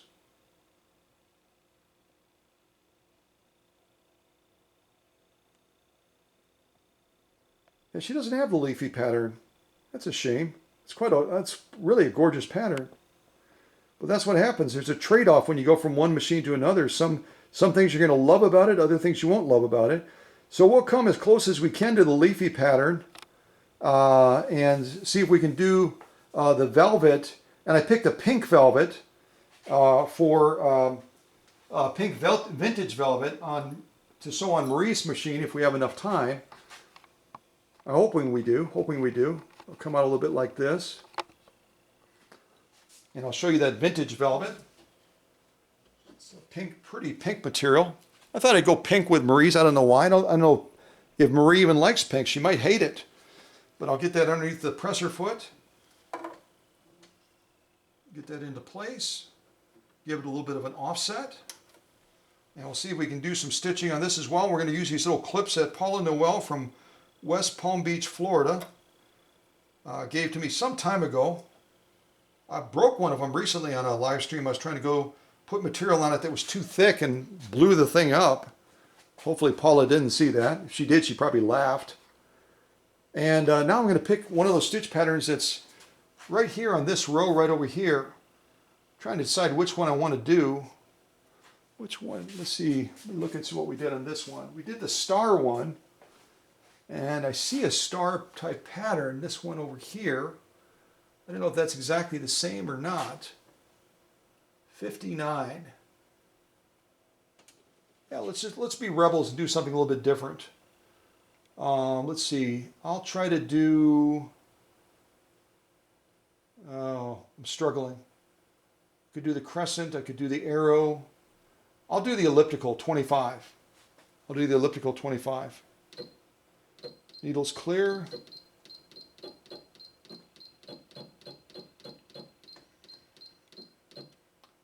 And here on this one as well, it's giving me a default of 0.4 on stitch length. You can see that. Give me a 0.4. That's really, really short for a default. And if it doesn't let me go up, then I'm just going to have to live with it.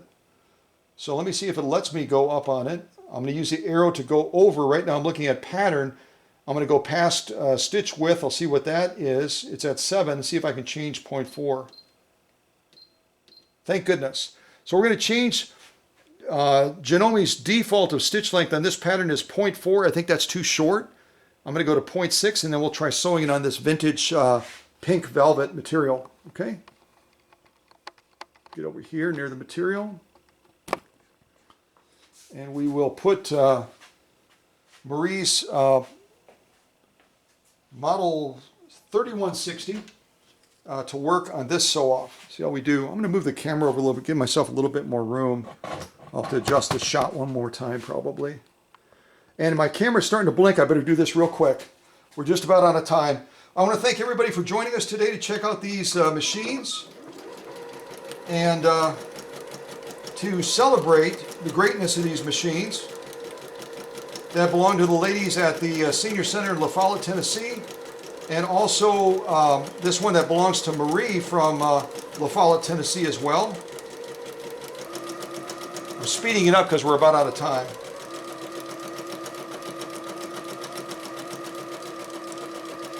All right, I'm going to end the pattern.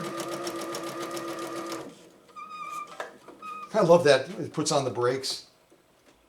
So if we, hopefully I can show this before we completely crash the camera. This is, we got like 3 minutes left according to the camera. This is that pattern on the vintage velvet. Isn't that lovely? Oh, that's spectacular. And the other side as well. Beautiful lock stitching and top stitching. So this is going to be all I can fit in based on the time that I have on this memory card. I want to thank the ladies of the Senior Center in La Follette, Tennessee.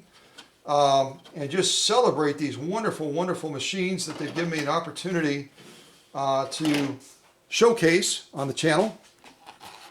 All these beautiful stitches here. This great machine that belongs to Marie. This one that Paula uses predominantly. And I don't even have the stitch offs out. There we go. Quick, quick, quick, quick, Scott. Quick, quick. See all those beautiful stitches that this machine did as well? That Paula uses primarily. And this one over here that is used by another member of the Senior Center. I've got like 1 minute left. See if I can get these out really, really quick.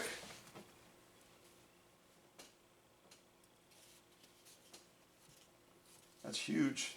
Ah! Do that. Do this. And kind of do that. So God bless everybody. And watch for the next live stream premiere, where we will see other great machines doing great things like these. Now give us a little bit of music to end with.